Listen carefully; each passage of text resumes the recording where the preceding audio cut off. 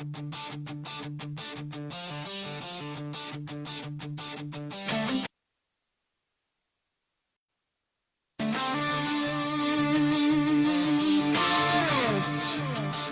is for the ones who were raised on gasoline dreams, for the lug nuts holding tight to the wild red line scenes, for the families that drivers, the wrench turning crews, for the chrome, the smoke, and the ones who refuse to lose. Where horsepower meets heart, yeah, that's who we are. We're a culture, we're a brotherhood, we are only motivated. Build not borrowed, that's the creed written deep in our veins. We turn busted cars into legends and rust into fame. From late night garage grind to race day stadium roars, every scar on our knuckles unlocked 1,000 doors. We don't back down, we don't break, we don't fold. Every ride we build tells a story worth gold. This is for the ones who were raised on gasoline trains, for the lug nuts holding tight to the wild red line scenes, for the families, the drivers, the wrench turning crews, for the chrome, the smoke, and the ones who refuse to lose. Where horsepower meets heart, yeah, that's who we are. We're a culture, we're a brotherhood, we are only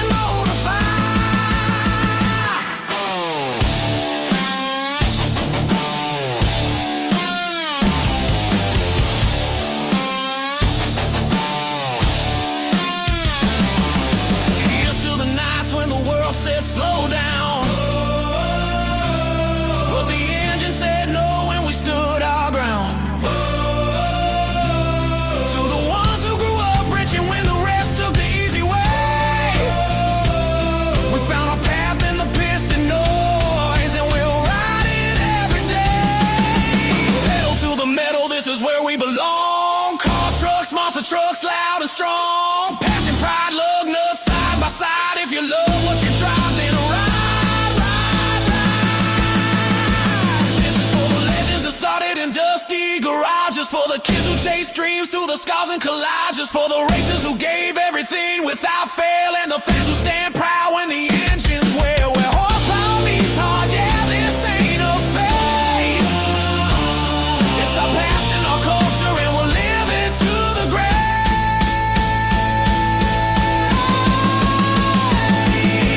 Pedal to the metal, forever in our veins.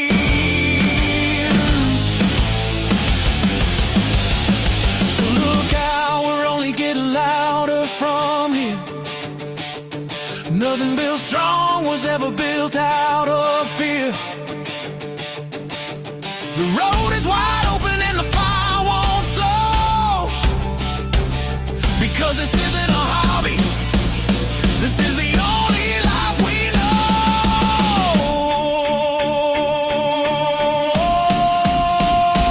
Pedal down, heads high, we're not done. Pedal down, heads high, pedal down.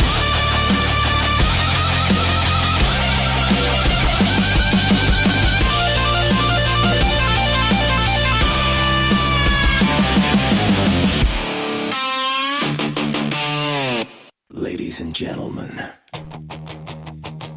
start your engines. You're listening to Pedal to the Metal, Motors and Music, the show where horsepower, stories, and great music come together.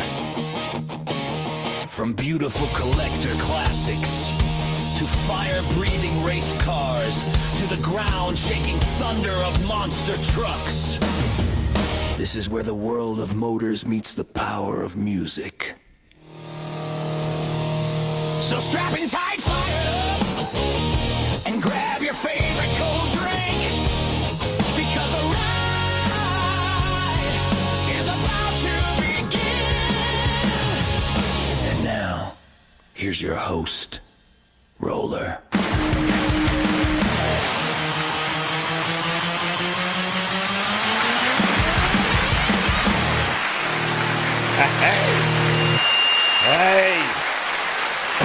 what's up out there, man? What is up? How y'all doing? Hey, thank you very much, man. How you guys doing up there? How's the mezzanine? You guys doing okay?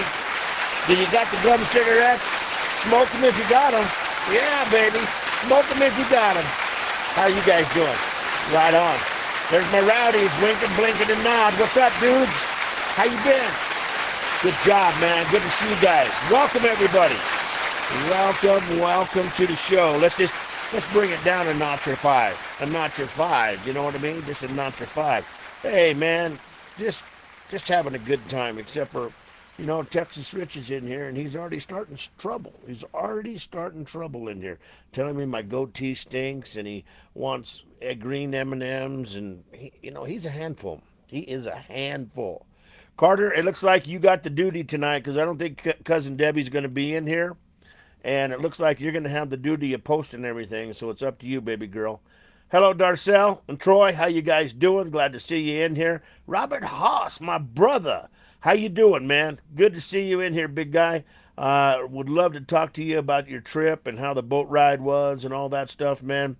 Can't wait to find out and see how everything's going, man. But tonight, guys, we got a great show. We really do. I'm really excited for this show and for Sunday's show, because the young lady we have on here tonight is Haile Behr, and she's the owner of Behr Benefits, and this girl is tearing it up. Her and her sister Riley, they are tearing it up, man. I mean, tearing it up all over the United States. And they're doing benefits and galas and stuff like that. Not to mention they're working at the auctions on Tuesdays and Thursdays. And, they've really come a long way. And it's really going to be good to talk to Haile tonight. Now, there's Cousin Debbie Carter. Never mind. She's here. But anyway, not only is Haile an extremely talented female auctioneer, she is on the board of the Colorado Auctioneers Association. She's the head of the board, I believe. And, man, this girl is on fire, man. She's getting people in here to get this auction association started going again, back to where it used to be. And I'm so positive about the association that I'm going to join this year. And I haven't joined in the last probably 4 or 5 years. But I am going to join this year. I promised Sissy that I would do it. And when I join, I'll get a hold of Sissy, and I will give her the money and make sure that she has it. And I will be at the contest this year in January, and also the benefit and all the other stuff, man. So it's going to be a good time. It's going to be a real good time. And we look forward to talking to her. And I always say we. And I don't know why I say we, because there ain't nobody in here except for me. And guess who? That's right. Cash Money's back, baby. Cash Money is on the job. No more sling. No more nothing. He's over there being his quiet self, man. And, I come in here tonight, and he had the Kentucky Fried Chicken hat on, man. He has commandeered my Kentucky Fried Chicken hat. And he said it was his to begin with. It wasn't mine. And I'm not going to argue with him, man, because I think he's been working up a little bit, man. Carter said, "What's up, Cash? How you doing?" Cash gives you a thumbs up, Carter. He said thumbs up to Carter, man. But it's going to be just a fun show, man. We're going to have some good music on. We're going to have a great interview, and everybody's in the house, man. And you know what? It is an R&R reserve kind of night, for sure. So if you have them, drink them. If you have them, smoke them. Break out the gum cigars and cigarettes, baby. It's time for Pedal to the Metal. We'll be right back here after this pause. And our big sponsor locations right here. Hold on just a minute. You're listening to Pedal to the Metal. Motors and music, where the engines are loud and the music hits just as hard. Classic cars, hot rods, monster trucks, and the stories behind the builds, mixed with the music that fuels the ride. From the show field to the arena floor, we bring you the horsepower and the center to match. Stick around, we got more coming your way. But first, a word from our sponsors.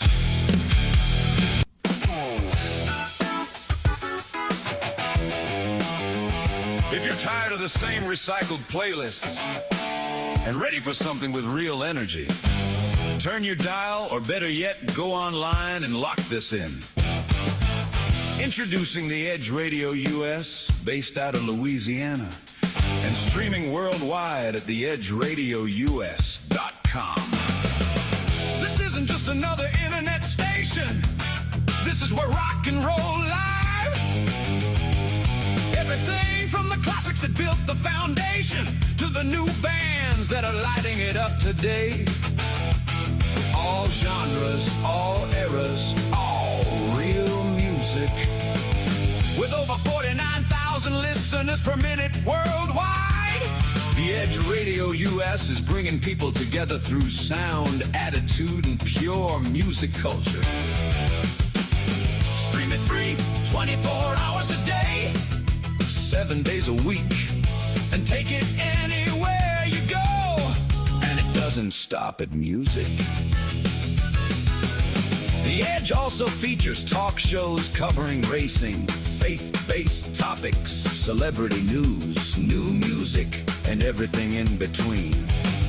There's something for everybody on the dial. Behind it all is Johnny Blender down in Louisiana. Not just running the station, but building hot rods, classic cars, and muscle machines out of the shop in true gearhead fashion. Wanna get involved? Email edgeradious@gmail.com. Sponsorships and show opportunities are available. That's the Edge Radio US, where music, motors, and real talk meet.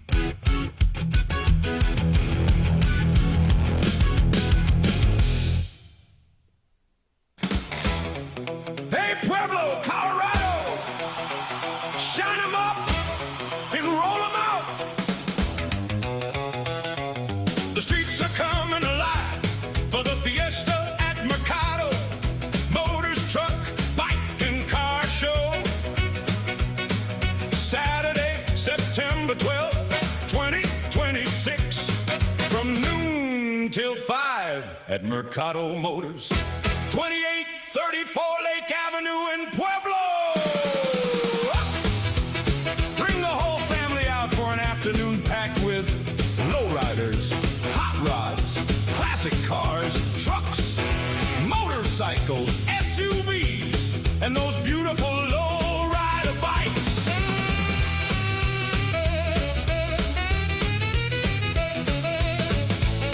Enjoy live entertainment, food vendors, family activities, mechanical bull, kids area, raffles, trophies, and non-stop fun. Chrome will shine, engines will rumble, and Pueblo will celebrate car culture the way it was meant to be. The Fiesta at Mercado Motors Truck, Bike, and Car Show. Saturday, September 12th, noon to 5. Don't just hear about it. Be there!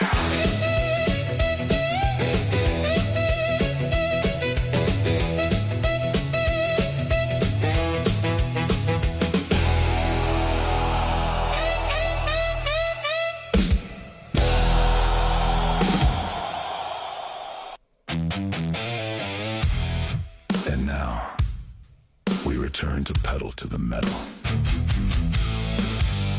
Motors and music. With your host, Roller.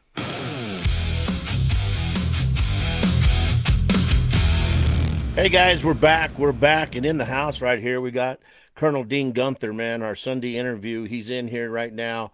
And guys, I'm going to tell you what, this man, I started talking to him the other day, and I've known Dean for a long time, but I didn't know half the stuff that Dean did in his lifetime. And he's done more in his lifetime than most of us will ever do in two lifetimes. It's amazing. It's an amazing story, and I'm working on his song right now, and it's coming out just like I wanted. It's coming out just so good, Dean. You can't believe it. I think anyway. I should have it done sometime tomorrow, and I will send it to you for your approval and let you listen to it. But man, I'm telling you, it's just really cool, man. It really is, and it's going to be such an honor to be able to talk to Dean, because not only is he a fabulous auctioneer, but he did his tour in the Marine Corps, and he's very family oriented. He's a success in the Mile High Car Company in Colorado Springs. He's just everything he does is he does it first class, and it's just awesome, and it's going to be so good to have him on. So Dino the Buying Machino, I look forward to having you on the show, man. I really do. So I've been working with the Edge Radio. They're playing my music over in Louisiana, and this goes out worldwide. It's pretty amazing. And Johnny Blender called me the other day, and he said because I made a song about the USS New York, and he called and he said, I sent the song to, I don't know if he said the Department of the Navy or something like that. Anyway, somebody really high up, and he said, then I also sent it to the big, I could say the big boss of the ship. Okay, I have no idea what the ranks are or anything like that. But anyway, he said he sent it to him so he could play it for the troops and stuff. And what the USS New York is the USS New York is it's a ship that they made, and it's made out of the steel from the Twin Towers. And so, I'm very patriotic. And of course, when 9/11 happened, I was really, let's just say, pissed off. Okay, that's what I'm going to say, because I know the guy that owns the radio station, and I don't think he's going to blackball me for saying that. I was mad. I was really mad, and the first thing I thought is we have to get him back. And by building this ship, it shows that yes, maybe the towers are gone, but we put something else in the tower's place that is even it's even more macho. It really is. This ship is really cool. And I just made this tribute song to all the men and women on the USS New York. And I named the song Steel in Her Bow. So I'm going to go ahead and play that for you right now. But this song goes out to all of the men and women. In fact, I'm just going to play the lead in to the ship, and then I'll play the song. This is what you're going to hear if you listen to the Edge Radio and you hear it on Monday nights right here. Hey, this is Roller from Pedal to the Metal Motors and Music. I'd like to give a special shout out to all the men and women serving aboard the USS New York LPD 21. We appreciate everything you do and every sacrifice you make. We know you've got our backs, and we want you to know that we've got yours. From all of us here, thank you for your service. You stay safe out there. Now stay tuned for some of my music right here on the Edge Radio US. That memory good. This song goes out to the men and women of the USS New York, LPD 21.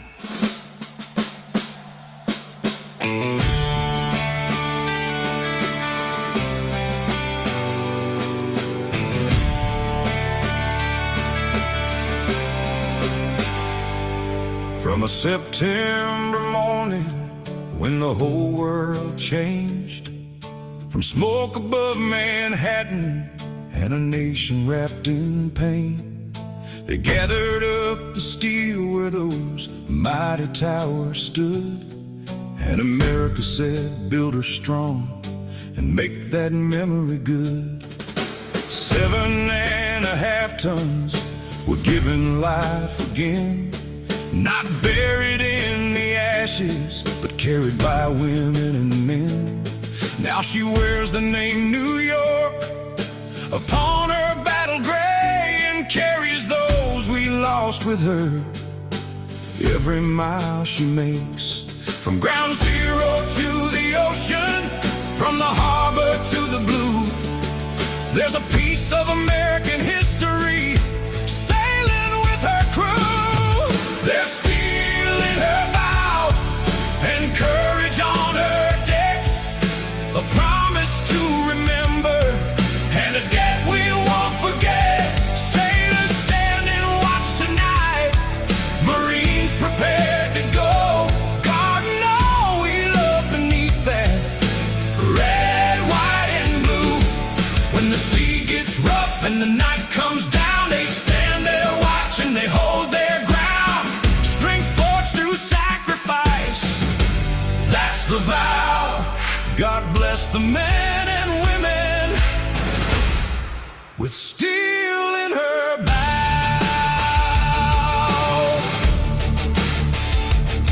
Some work beneath the waterline where daylight never shines. Some turn the wrenches, tend the engines, keep her running through the night. Some stand upon the flight deck with the salt against their face. Some leave that well deck headed toward an unfamiliar place. There are mothers, sons, and daughters. There are husbands, wives, and friends who kiss the ones they love goodbye, not knowing when they'll meet again. They don't ask for recognition, they just answer when they're called. And the name across that stern reminds them what they carry for us all. And somewhere back in New York, a name is carved in stone. A family still remembers someone who never made it home. But part of what was taken still sails the world somehow. The towers may be gone, but their strength is in her bow.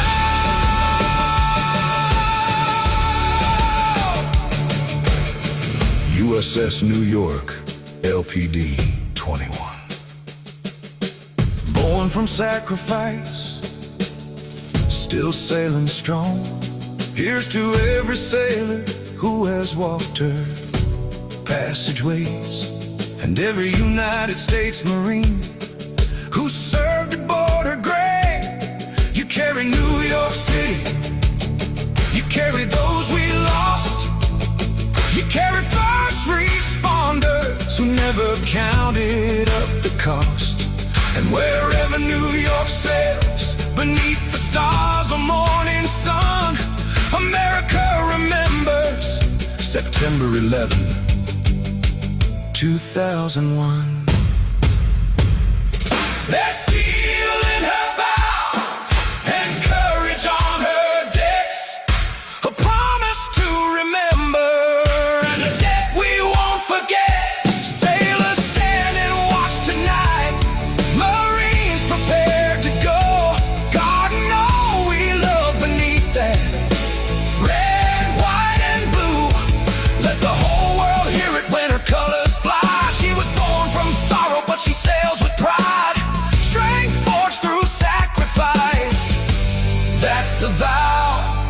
God bless the men and women with steel in her bow. USS New York, LPD 21. Strength forged through sacrifice. Never forget.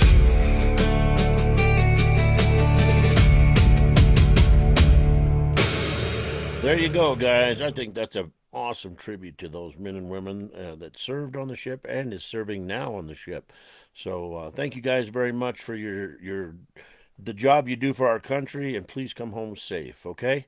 Tonight, since we're going to be having some great auctioneers and stuff on this next two shows right here. We're gonna do a little country. There's Ethan McDowell. What's up, baby? How you doing, man? Good job, Ethan. You're on there, man. I hope those cars you bought today make us both a lot of money. And I said both of us. You know what I mean? Ah, man. Anyway, this next song here is called "If Heaven Has a Honky Tonk." We'll be right back here on Pedal to the Motors, Motors and Music.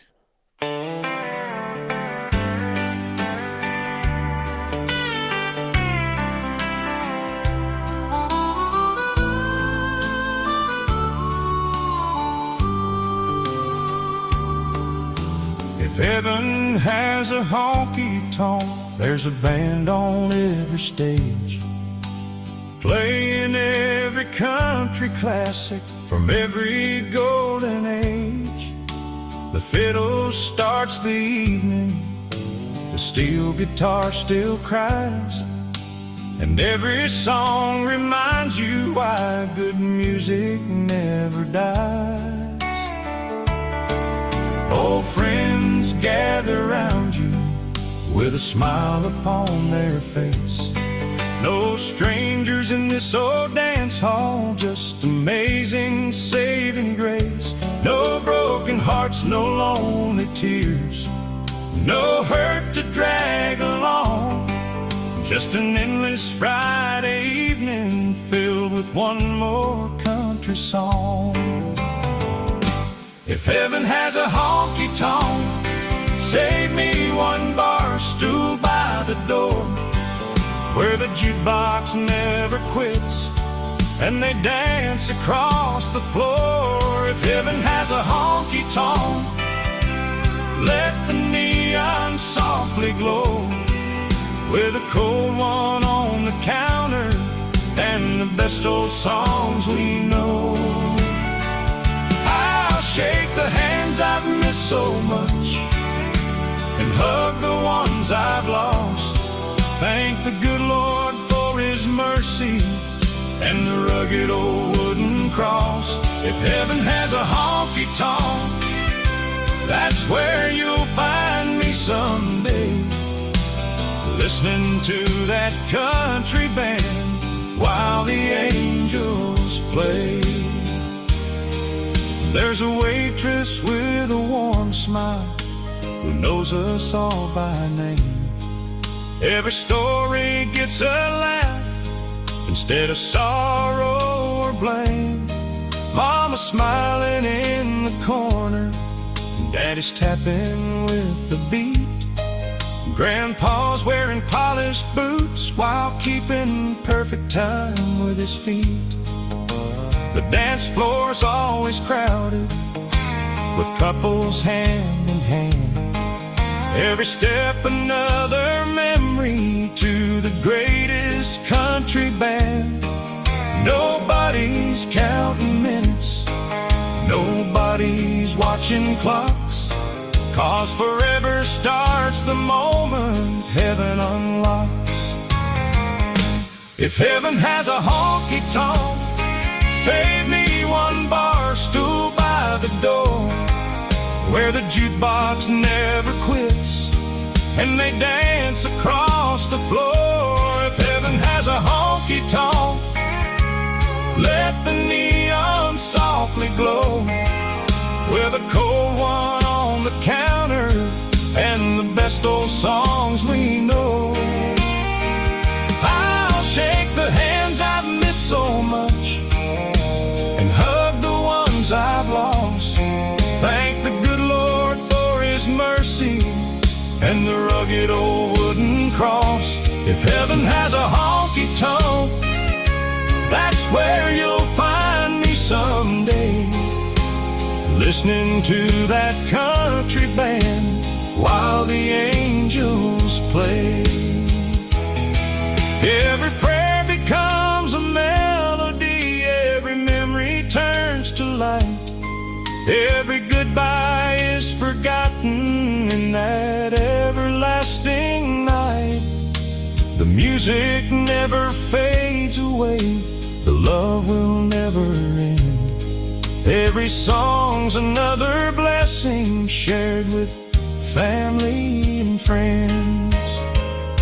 If heaven has a honky-tonk, I know exactly where I'll be, standing with the ones I love who are waiting there for me. The pedal steel will sing again, the fiddle will always fly, and every note will lift our hearts beneath that endless sky. Until that day, I'll live this life with faith to guide me through. And when my time on earth is done, I'll be singing there with you. If heaven has a honky-tonk, there's a band on every stage, and love's the only song they play.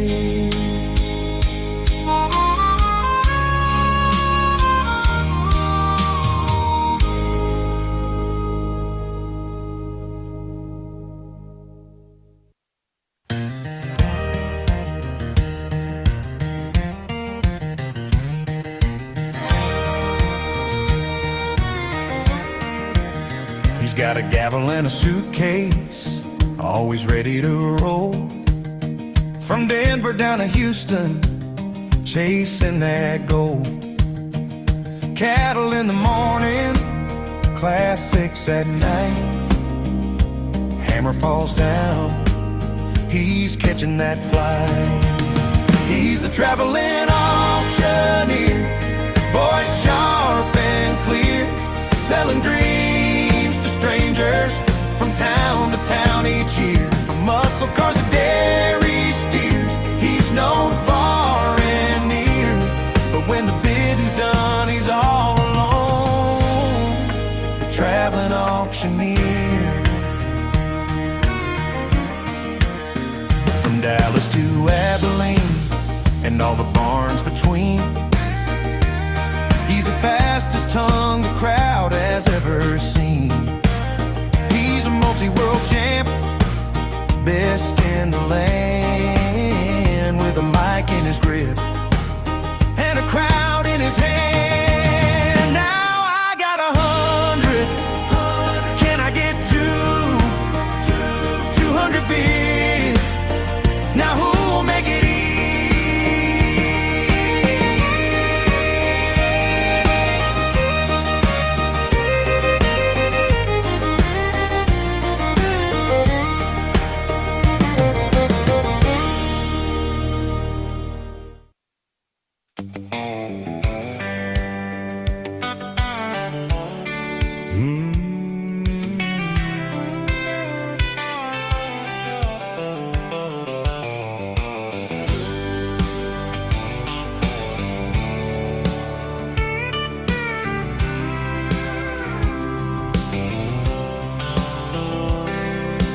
Coffee's black, the sky's on fire.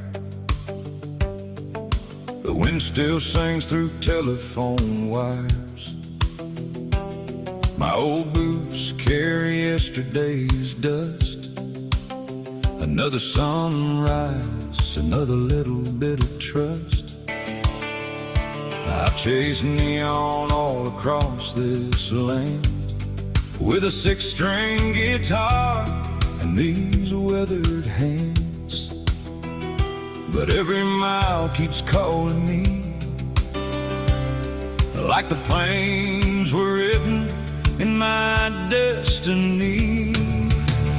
Amarillo mornings, painted gold, where the stories of the highway never grow old. The wheels keep turning, the rooster sings, freedom still rides on a pair of worn out wings. A little heartache, a little hope, another day's waiting at the end of the road. Lord, keep me rolling wherever the wind blows. I'm still chasing dreams in Amarillo mornings that Waitress knows my first name now. She tops my cup without asking how. The old boys gather by the door, talking about rain and cattle once more. A freight train cries across the plains like it knows every joy and every pain. I've loved a few and lost some too. Still found myself beneath this western blue. Amarillo mornings, painted gold, where the stories of the highway never grow old. The wheels keep turning, the rooster sings, freedom still rides on a pair of worn out wings. A little heartache, a little hope, another day's waiting at the end of the road.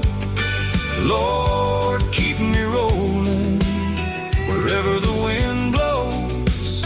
I'm still chasing dreams in Amarillo mornings. If tomorrow finds me somewhere down the line, I'll still thank heaven for every borrowed mile. Some folks chase fortunes, some chase fame.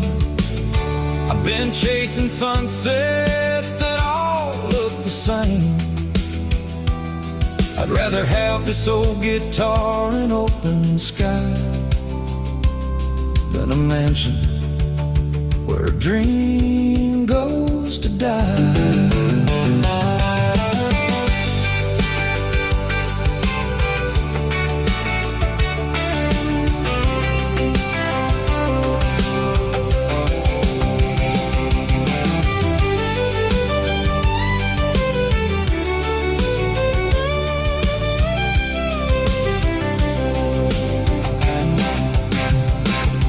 Something sacred in that morning light makes an old outlaw still believe he's right. One more town and one more show, one more place this old heart has to go. When they lay me down someday to rest, just point me west where the sun shines best. I'll hear that prairie calling me home, with Amarillo forever in my soul. Amarillo mornings, painted gold, where the stories of the highway never grow old. Every sunrise is another chance to let an old guitar make this cowboy dance through every mile and every storm. I found my peace where the wheat fields form. Lord, when you call me, let heaven know I've raised on dreams and Amarillo mornings. The coffee's gone, the engine starts, the prairie opens wide, and another Amarillo morning is waiting just beyond the horizons.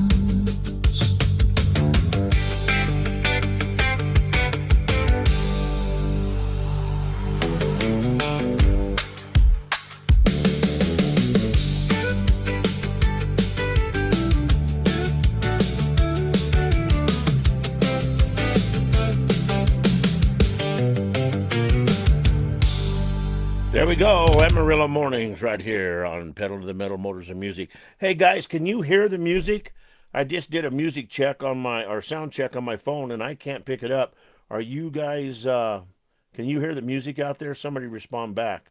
If you can't, let me know because I'm a little worried now. Just a little bit worried is what I am. But anyway, that one song there was the Traveling Auctioneer, and it goes out to, yes, I can. Thank you, Carter.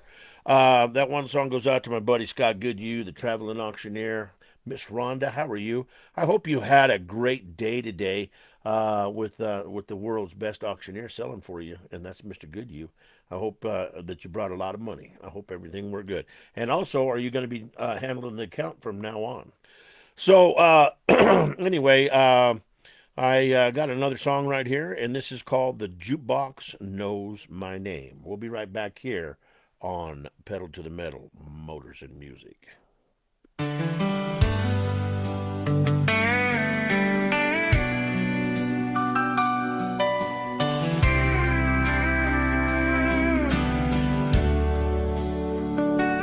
That old neon sign starts humming every night, while lonely hearts drifting beneath its light. The bartender smiles, says the usual, I suppose, 'cause some things never change, and everybody knows. I don't have to ask for the song that I came to find. Before I drop a quarter, it's already on my mind. The jukebox knows my name, every crack that's in this heart, every ounce of hurt and pain. It knows the songs I played when she was mine, and the ones that helped me leave those memories behind. It's heard every prayer I whispered through the tears I couldn't hide, when nobody else could understand. It stayed right by my side. I've changed with every passing year, but one thing stays the same. No matter where this road leads me, the jukebox knows my name. It played our first slow dance on a Saturday night, then a lonely goodbye beneath those Friday lights. I've watched young lovers laugh where we once stood, praying they'll hold on longer than we ever could. Funny how an old machine of wood and steel can somehow know exactly how a broken heart can feel. The jukebox knows my name, every crack that's in this heart, every ounce of hurt and pain. It knows the songs I played when she was mine, and the ones that helped me leave those memories behind. It's heard every prayer I whispered through the tears I couldn't hide, when nobody else could understand. It stayed right by my side. I've changed with every passing year, but one thing stays the same.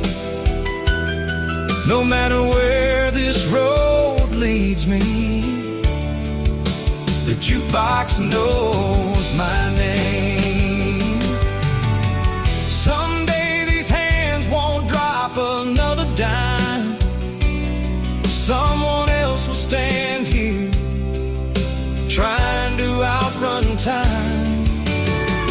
Maybe they'll hear an old country song, wonder who kept playing it all night long. If these walls could talk, I think they'd quietly say he loved with all he had, and he never walked away. The jukebox knows my name, not because I'm famous, but because I came. Through every high and low, every smile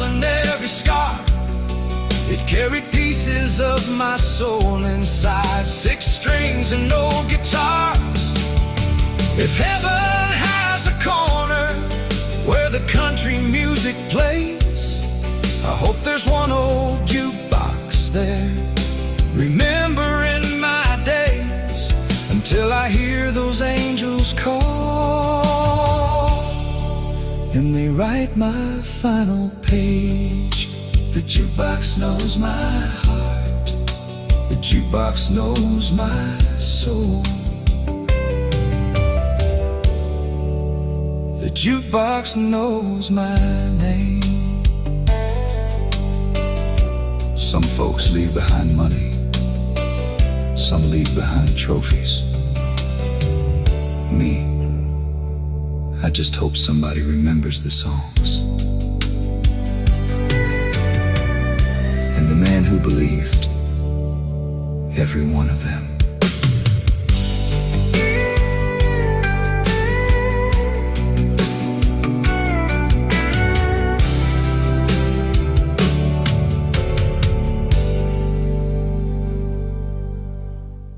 Miss Rhonda, you have a good night. Take care. We love you.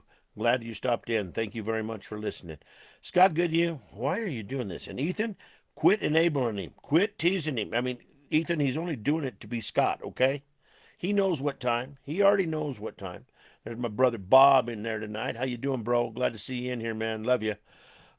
Anyway, you know, when you write some songs, or at least when I do, you know that there's one that you know, you like, damn, he wanted the answer from Ethan.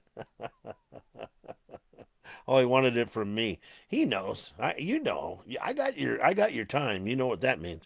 Anyway, there's a song, and I played it for Scotty the next day after I wrote it down in Colorado Springs, and he agreed with me.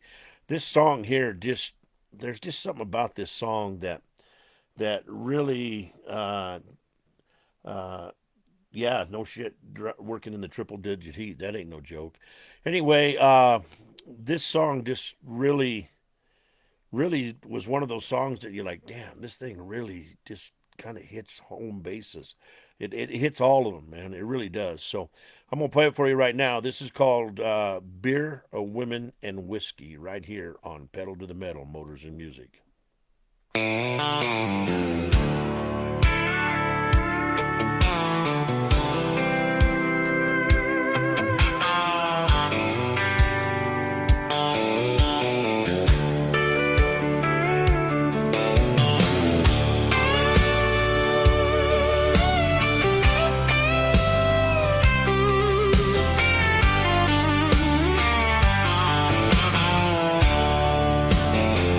I was 18 years old with a wild streak inside, a pickup truck, a paycheck, and too much pride. Thought I had life figured out underneath those neon lights, chasing every pretty smile on a Friday night. Mama said, son, there's a price you'll pay for living too fast and running that way. But I just laughed and said, I'll be just fine with a bottle and a dance floor, taking all my time. Beer, women, and whiskey, that's all I thought I'd ever need. A jukebox playing old country songs and a bar stool waiting there for me. Beer, women, and whiskey kept this old heart running wild. I had a good time losing my way, but I lost myself for a while.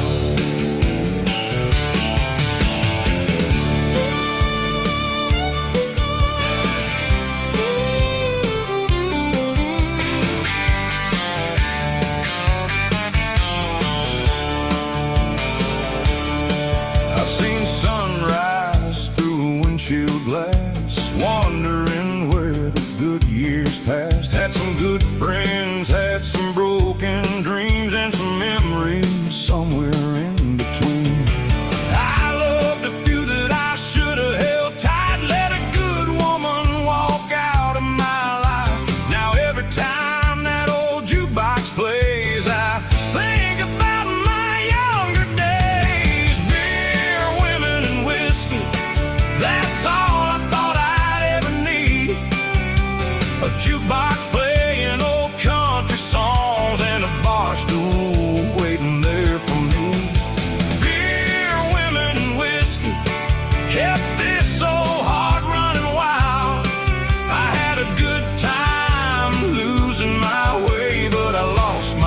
myself for a while. Now I still like a cold one from time to time, and an old country song that Makes me smile, but I learned there's more to a man's life than chasing trouble every mile.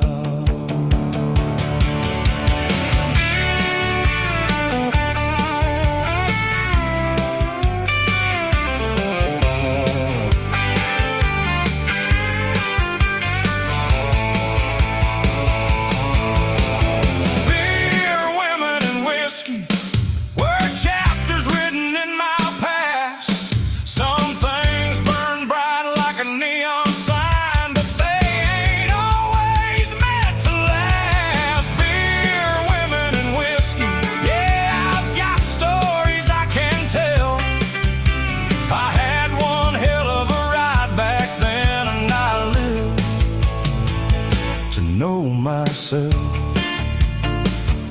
So here's to the nights and the lessons learned, the bridges crossed and the bridges burned, an old guitar and a memory of beer,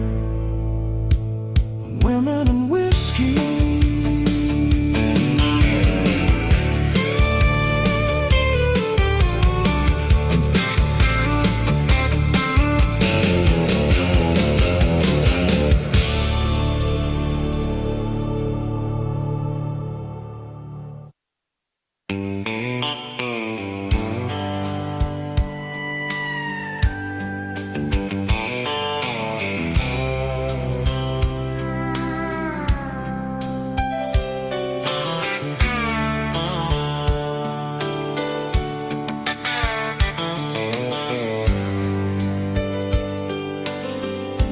I was raised on 3 chords and the truth, an old guitar and a worn out pair of boots.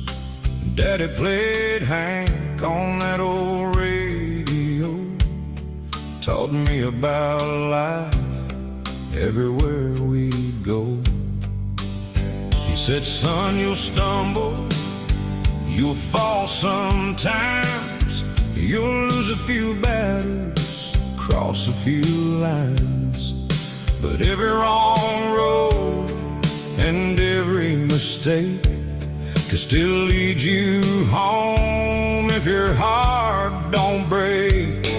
I'm somewhere between Hank and heaven, between the sinner and the saved, between whiskey nights and Sunday mornings, and all the choices that I've made.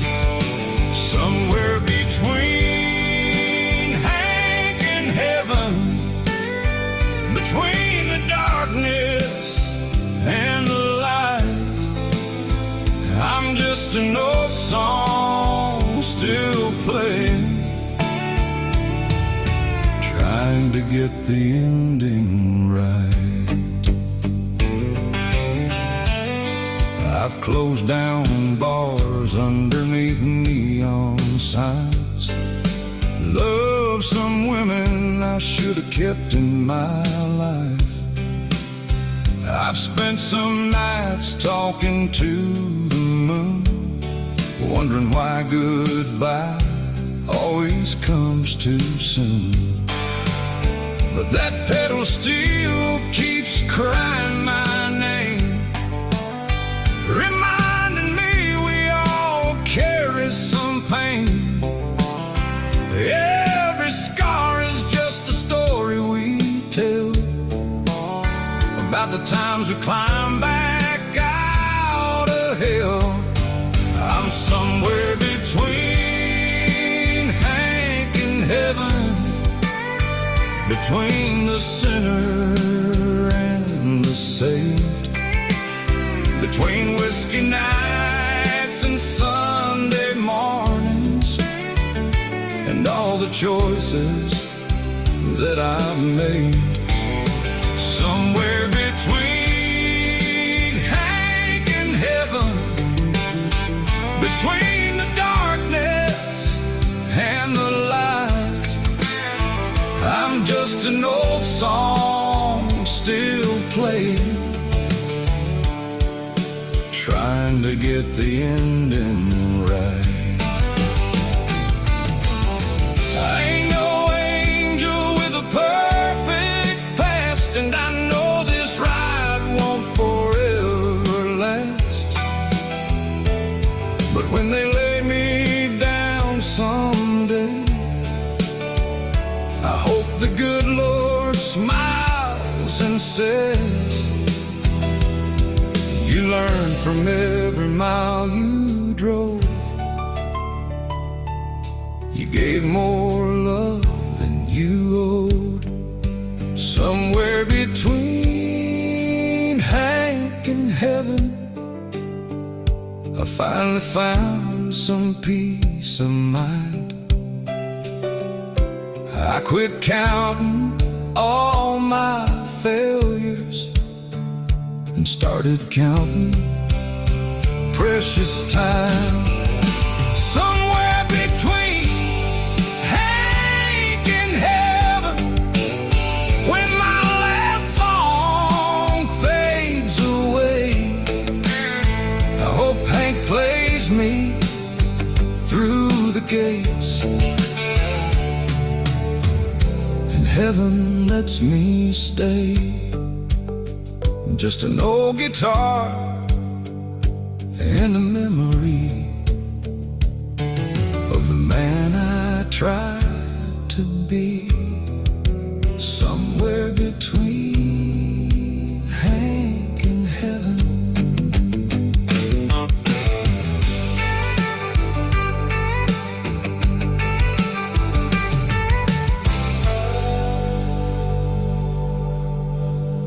Somewhere between Hank and Heaven right here on Pedal the Metal Motors and Music. Next up is a back-to-back two songs. These are probably two of my favorite songs that I've ever done. And I just really like them a lot. You know, I mean, I like all the songs that I've done, but I tell you what, these two here are probably on my top 10 list right there, and they're right up there at the top. So we'll be right back here on Pedal the Metal Motors and Music.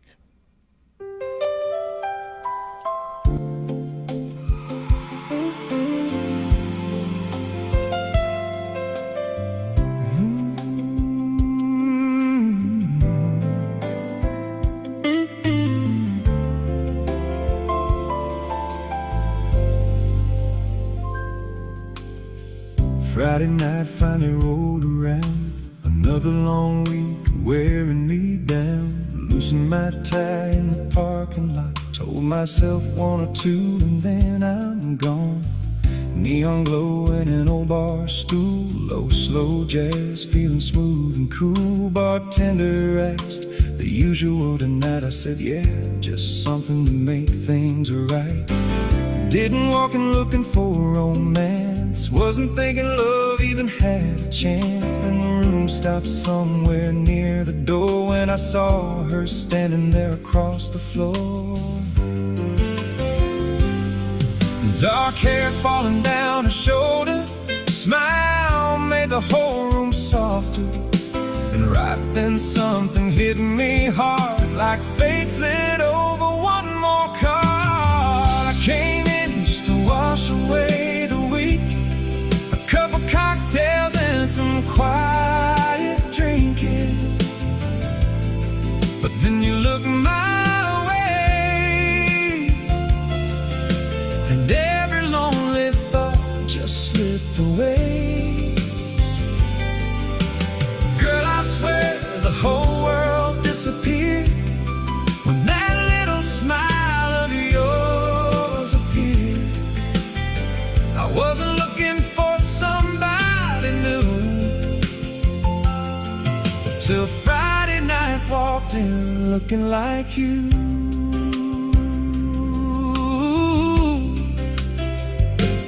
So I told the bartender quietly, send her whatever she wants from me. He laughed and said, man, good luck tonight. I said, that ain't really what this is like. I walked over nervous nervous as hell, could barely hear myself thinking well. Said, look, I ain't here trying to play games or throw around some pickup lines and names. I just stopped in for a drink or two, trying to shake off these work week blues. But ever since you walked inside, girl, I can't take my eyes off of you tonight. She laughed soft and leaned back slowly, said, funny, you ain't the only. And right there underneath that light, the whole world changed on Friday night. I came in just to wash away the week, a cup of cocktails and some quiet drinking. But then you looked my way, and every lonely thought just slipped away. Girl, I swear the whole world disappeared when that little smile of yours appeared. I wasn't looking for somebody new until Friday night walked in looking like you. Oh, now the jukebox sounds like magic, every sad song turned romantic. Bartender grinning from across the room like he already knew.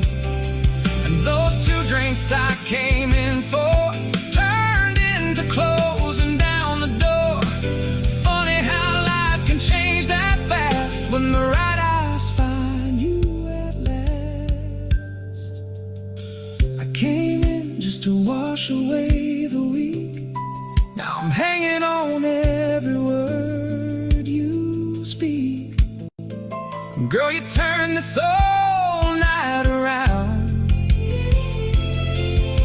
The minute that I sat down, now the neon glows a little brighter, and this whole world feels a little lighter. I walked in alone and blue until Friday night walked in looking like you.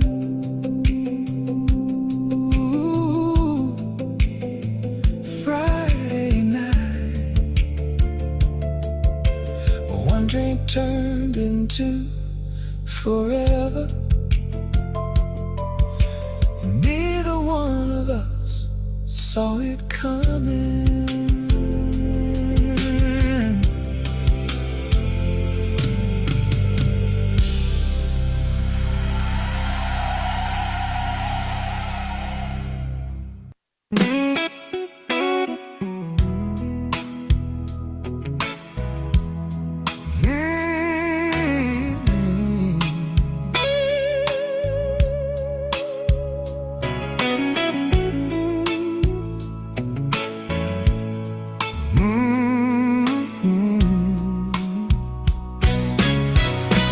Neon flickers on the sidewalk,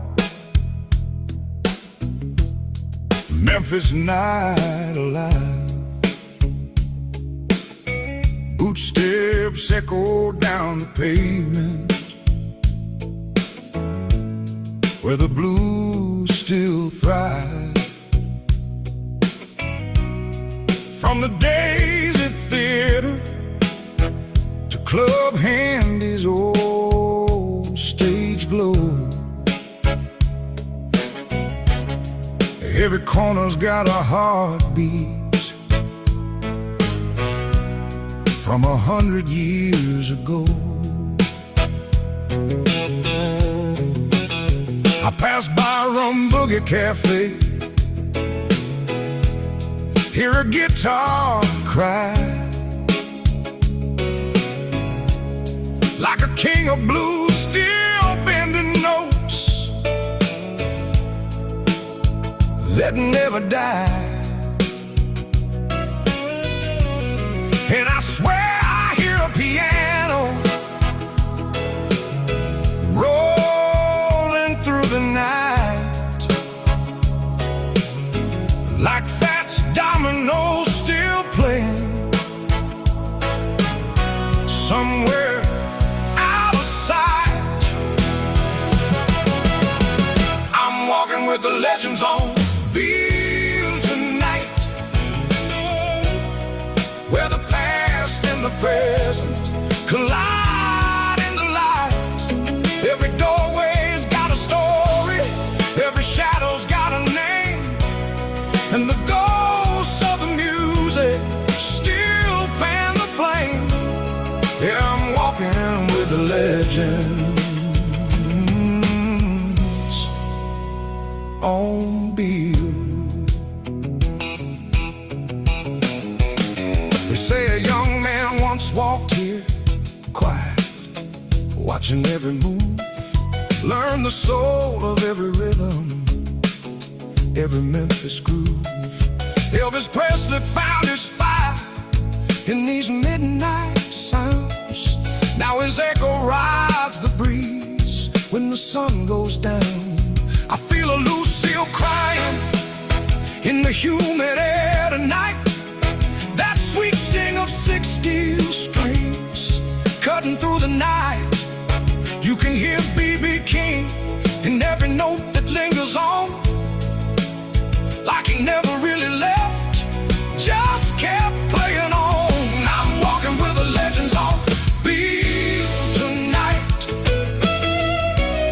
where the past and the present collide in the light. From the stages to the sidewalks, every scar and stain still carries every chorus, every loss and gain. Yeah, I'm walking with the legends on Behr. Some are names in neon, some are carved in stone, some just live forever in a broken microphone. But they all come back when the night rolls in, and that old street starts to sing again. I'm walking with the legends on Behr tonight. Hear 'em laughing in the distance, just out of sight. Every step I take, I ain't alone at all. I can feel 'em in the rhythm of this southern call. Yeah, I'm walking with the legends on Behr. Just a man and a memory, and a street that never sleeps.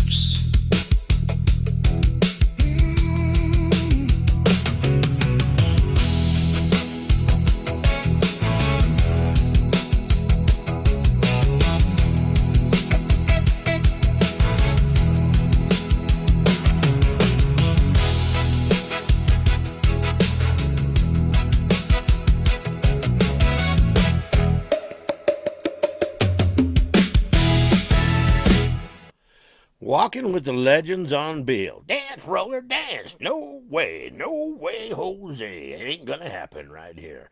Let's see here. My brother BJ, he come in here. He just made me start laughing, man. Your beard is like a soft cloud in the sky. You look like a majestic Ray Charles. There's just something about you're a poet and don't even know it there, BJ. You're a poet and don't even know it, baby. Guys, I tell you what, we're just a few minutes away from talking to Haile Behr tonight right here. This young lady, she is on fire in the gala and the benefit auctions. Behr Benefits is the name of her company, and her and her sister travel all over the United States, putting on these big, huge events for large audiences and stuff like that. And then on Sunday, we got Colonel Dean Gunther on, and that's going to be another good one right here. So, just going to be two good back-to-back shows. I can't believe it, man. I really, really can't believe it's going to be two back-to-back really good shows. So I'm going to change the mood just a little bit because I got to play this. Yesterday was my son Justin's birthday, and I gotta play this song. This goes out to my baby boy Justin.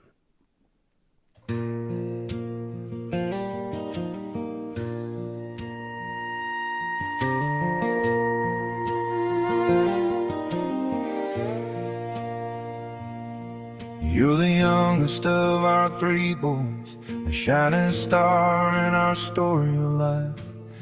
You were the one who made us laugh and the one who made us cry. I could always tell what toys were yours, stickers pulled off rough with love, brand new things that looked worn down. You were the boy we couldn't get enough of. You were always the biggest kid, yeah, double patched and standing tall. Football was your whole world, your dream, your heart, your all. Till that day when the game hit back and it all got torn away. That was the day your demons came, and they still whisper every day. And now the demons have a hold of you, and there's nothing we can do. It's not that we didn't try, God knows we'd give our lives for you. But the demons keep you chained in the darkness, in the pain. So God, we're lifting them up to you. Please bring back our shining star again.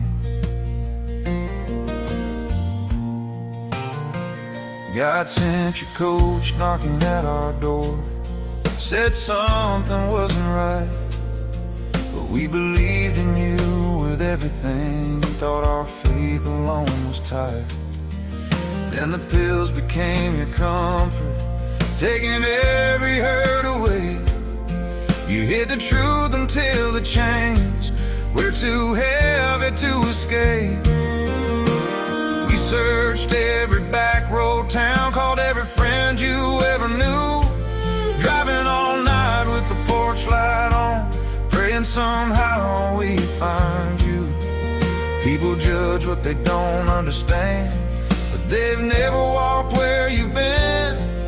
If they felt even half your pain, they'd break the same way from within. But no matter where you're standing, no matter how far you fall, you will never lose your place here. You're still our baby through it all. 'Cause the demons got a hold of you, but they don't get the final say. God, please prove the doctor's wrong. He's not meant to fade away. You don't build a heart that big just to throw a life aside. So God, we're begging you tonight, give our boy another try. God, wrap your arms around him, let him feel your endless love. Put your healing hands upon him, send your mercy from above. Let him see the man inside him, now the damage or the shame. Let him rise up from the ashes, turn his heartbreak into change. 'Cause we're still here believing, even when the nights feel long. We won't stop fighting for him, even when the world says he's gone. We'll be waiting with the front door open, no matter where you are. So God, please guide our boy back home, bring back our shining star. One day we'll see him smiling with the sunrise in his eyes, and we'll thank you for the miracle, for giving our baby back his life.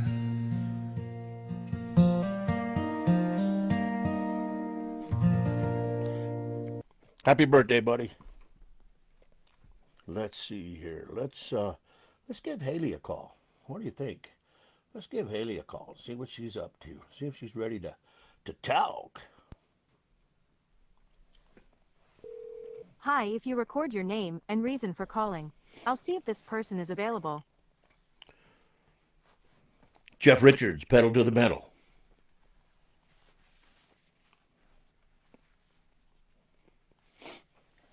Thanks, Jeff Richards. Please stay on the line. Hello, hello. Hello, hello, hello. What's going on? Hey, Jeff, how are ya? You know what? We're doing good. We're playing some music and we're just chilling out, and everybody's in here having a good time. We got Dean Gunther's in here, Scott Goodhue's in here. Oh Um, my, we got some big guns in here, and you're in I here. love that. I mean, the guns are in the house. The guns are in the house. So how you been?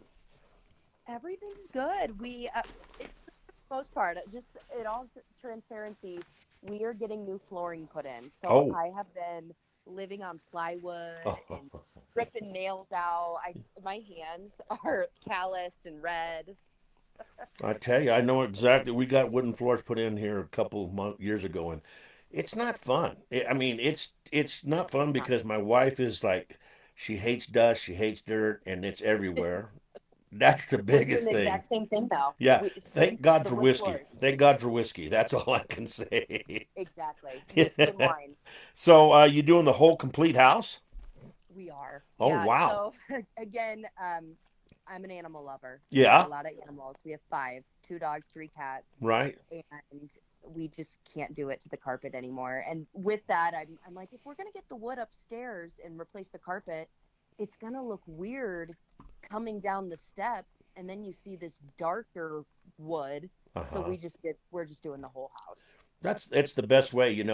What you're really gonna freak out about is the hair and stuff that you sweep up all the time and just Yeah. can't imagine how dirty the carpet really is. I mean, that's what's bad. It's crazy to get that feeling, but now, well, it's Oh my it's so gosh. much better. You're gonna I'm with really you. enjoy it. Well, You're, and luckily I had to leave for an auction event, so I missed them ripping it out of the bedroom. oh, And okay. my fiance goes, "Oh my gosh, I was so mortified and embarrassed when they moved the bed because there was like cat puke." And I'm like, "Oh my gosh, I'm so happy I wasn't here." Yeah, exactly. There's thank God for trips every once in a while, huh? Right? Exactly. Yeah.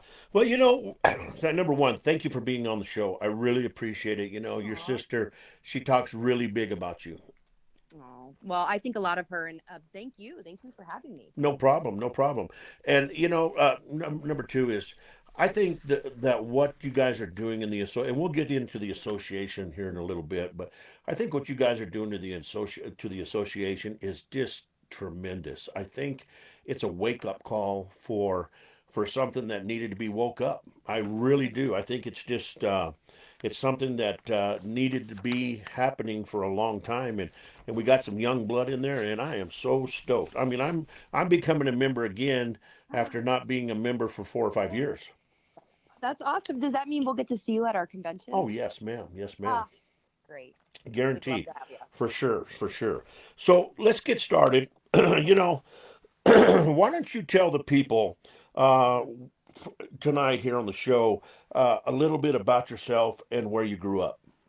Oh my gosh. Uh, well, we have an hour. So I grew up.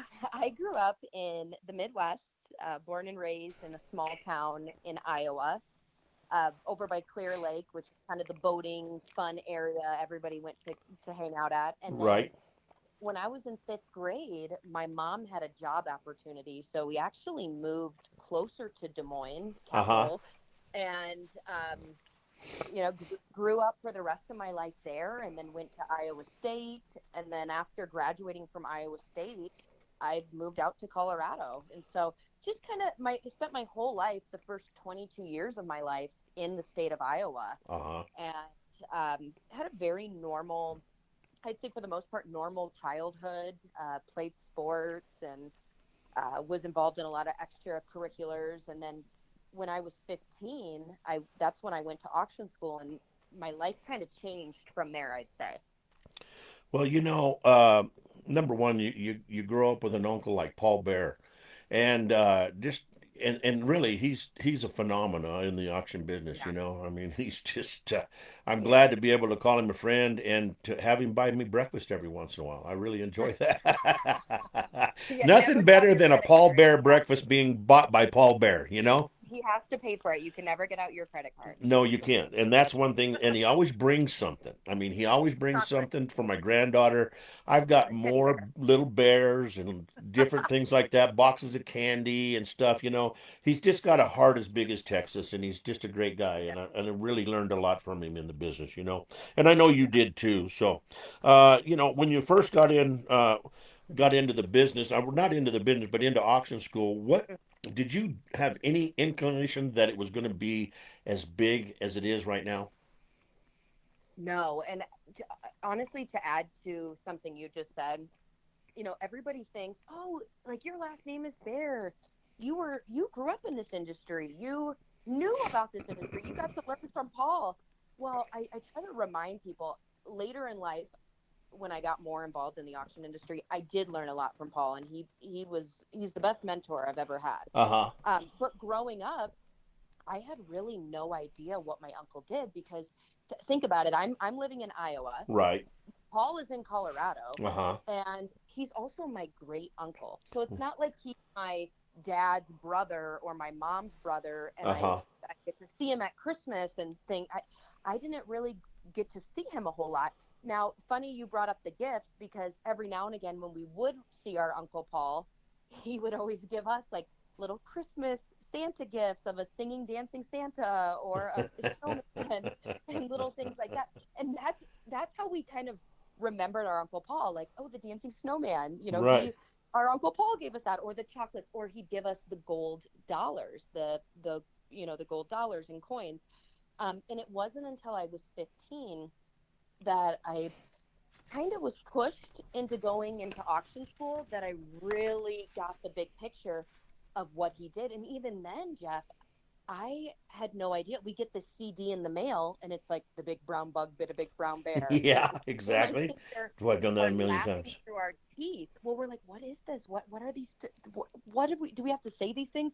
We really had no idea until we were placed in that first day at auction school, and we saw Paul get up there on the mic. We had no idea really who he was or what he was to the industry. And even then, I don't think I fully understood until I went to my first conference and show in 2013 Uh huh. Ex- of like who he was in the right. industry. Exactly. Now, explain that Hmm. conference. Explain the feeling that you got when you Yeah. finally figured out who your Uncle Paul was. I thought he was like Madonna, like he was a celebrity, you know what I mean? But Right. I guess we really had no idea because it's like anything, like a plastic surgeons convention or being high up as a fire chief. You don't really know until you go to like those conferences and you see who's being awarded and who's being honored. And similar to auction school, I was 15 when I went to auction school. I went to my first conference and show when I was 18. Uh huh. And again, I was pushed into. I've always been a competitor and always, played sports and wanted to be number one and be the best and win. That was kind of instilled in me as a young kid. But it wasn't until I went to that conference I was put like, you should go, you should compete. Come on, your Uncle Paul's going to be there. Your Uncle Paul is receiving an award, is what I was told. Uh huh. And so I was like, okay, I'll do it. It was my first ever auction competition. And when I went, Paul wasn't just receiving an award, he was being inducted into the National Auction Wow. Association as president.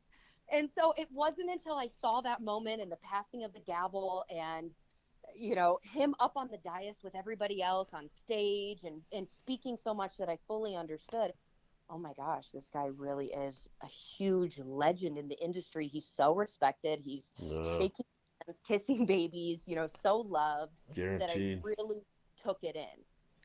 Yeah, he's just he's so respected in the industry in every facet of the industry, from galas to benefits to car auctions to cattle auctions, to just anything that he could sell at, and everybody knows the name Paul Bear. Everybody Yeah. knows the name Paul Bear, and it's just amazing. I can remember the first time I came to work at the Denver Auto Auction, and there was this man sitting up in the booth, and he was up there, and and he was just having a blast and a fun time, and just bam, bam, bam, bam, bam, bam, bam, bam, sold, bam, bam, bam, bam, bam, sold. And I was just like, my God, this guy's a phenomena, you know. Yeah. I couldn't believe the all the stuff that he was doing up there and just getting it done. I mean, it was just like, damn, maybe someday I could do that, but that someday's kind of Well, you've wearing out. already perfected his laugh. Yeah. The laugh is perfect. But yeah, no, I'm with you. I didn't really know, and even my first auction that I did in Colorado, and seeing him at auction school, he never talked about his championship or like Right. wore his championship ring. He's very humble Uh huh. about that, and doesn't talk a whole lot about that. And so it really took me having to go to this conference, hear others talk about him, kind of like you describe him, and see him being honored and coming in as the president, to be like, whoa. And then now the more I'm in it, I've done more research, I've been involved in the industry longer, Uh huh. and I have so much respect and love, obviously for his accolades and his career, but also who he is as a person and who he is to me. Well, I'll tell you what, you're definitely carrying on the name for sure. Oh, And thank you're you. taking it to the next level. And you know, auctioneering has changed so much. Do you agree or not in the last few years with online bidding and everything instead of, you know, the old school way? Don't you agree to that? Oh, 100%. And I wasn't around back in the 80s or the 90s for the car auctions. Uh I huh. was a wee little girl being born in 94. Right. Um, but I've heard from, John Nichols and other folks that have been car auctioneers for a long time. But then I really got to see it firsthand. I was kind of at the cusp of, I graduated college. Uh huh. I moved to Colorado in 2017. I so badly want to be an auctioneer. I'm working a 9 to 5 job. I'm also working at the auction of the Rockies at the time. And I'm like slowly building this benefit fundraising auctioneer career. I think when I first moved here, I was doing like 20. Uh Then the huh. next year, I was doing 30. Well, then COVID hits, and I'm Yeah. like, what do I do? Do I have to regress and go back into the industry, go back into working like a 9 to 5, work taking on more hours, picking up a second job? What do I do? And that was kind of the first major glimpse of seeing technology transform the industry in a way. Right. And I had to learn, and I'm not very tech savvy. People think, oh, you're younger, like this is easy for you. I am very old school. I like to write everything by hand. I'm that type of person.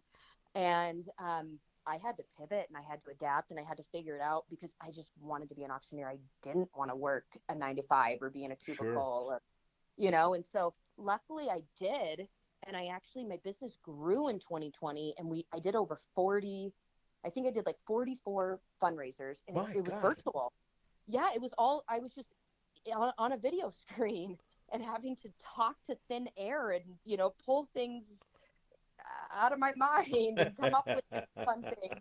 So, but it taught me a valuable lesson. It taught me how to be adaptable, how to acclimate. Also, when that old saying, when the going gets tough, what are you going to do? You just going to give up, or Yeah, you no, going the to tough out? get going.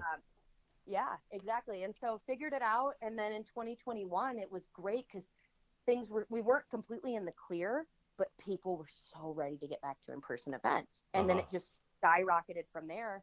And then I eventually resigned from my 9 to 5 and went full time into the industry. Yeah. And what was that 9 to 5?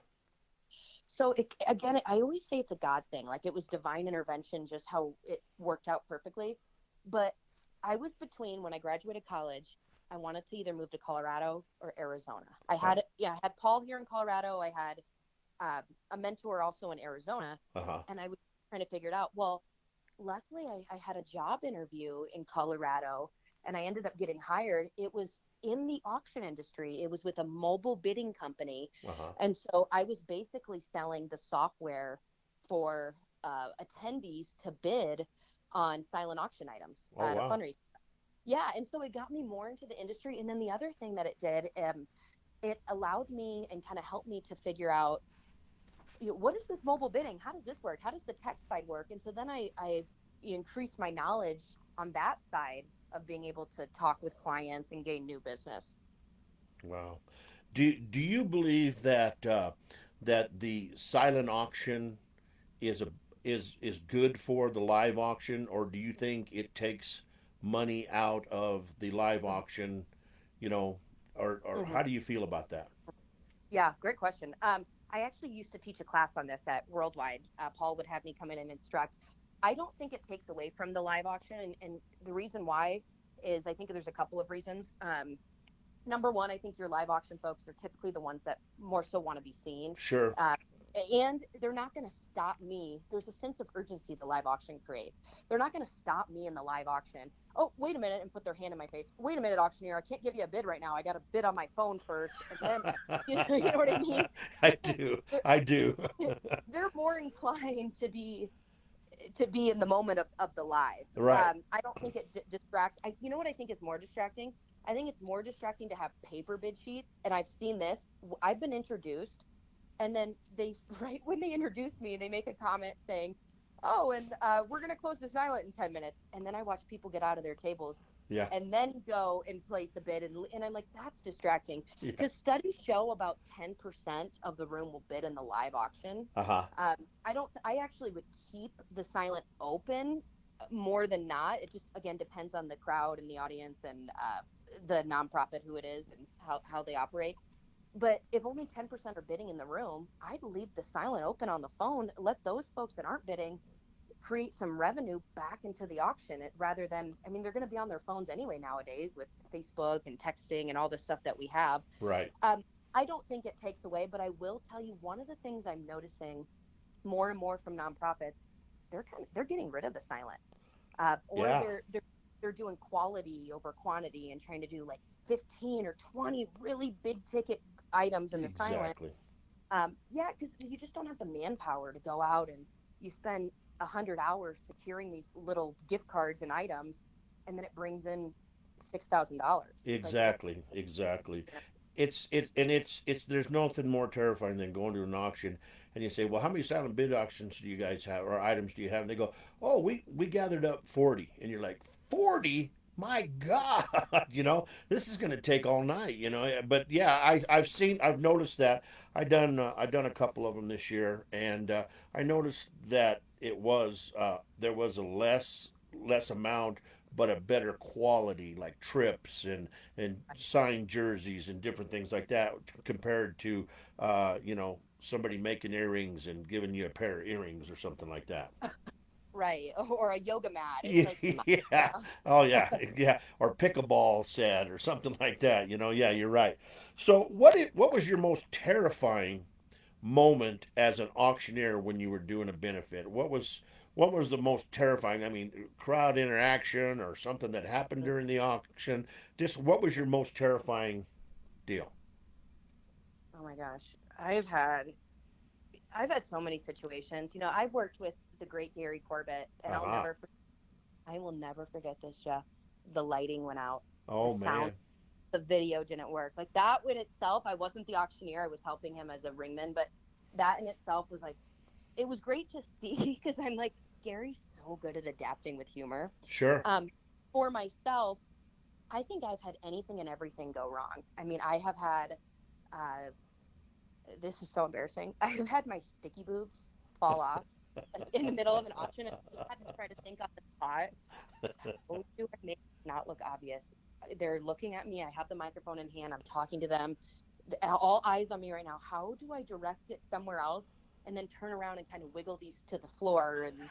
And like I've had that happen. I'll never forget. I had an auction. And Bon Long was my ringman. This was like when I first got here. I was just starting. It was like 2019 or something. Uh-huh. I tripped as soon as they introduced me. I've had my top open up, like the little button split. There's been so many moments, and what I have found is the best thing you can do is not let it affect you. You never want to show weakness. No. I think humor disarms people, and it you roll with the punches. Nobody really truly cares unless you make a big deal about it. Yeah. Now with crowd interaction, like low energy or overly rowdy, Uh-huh. that doesn't affect me much anymore.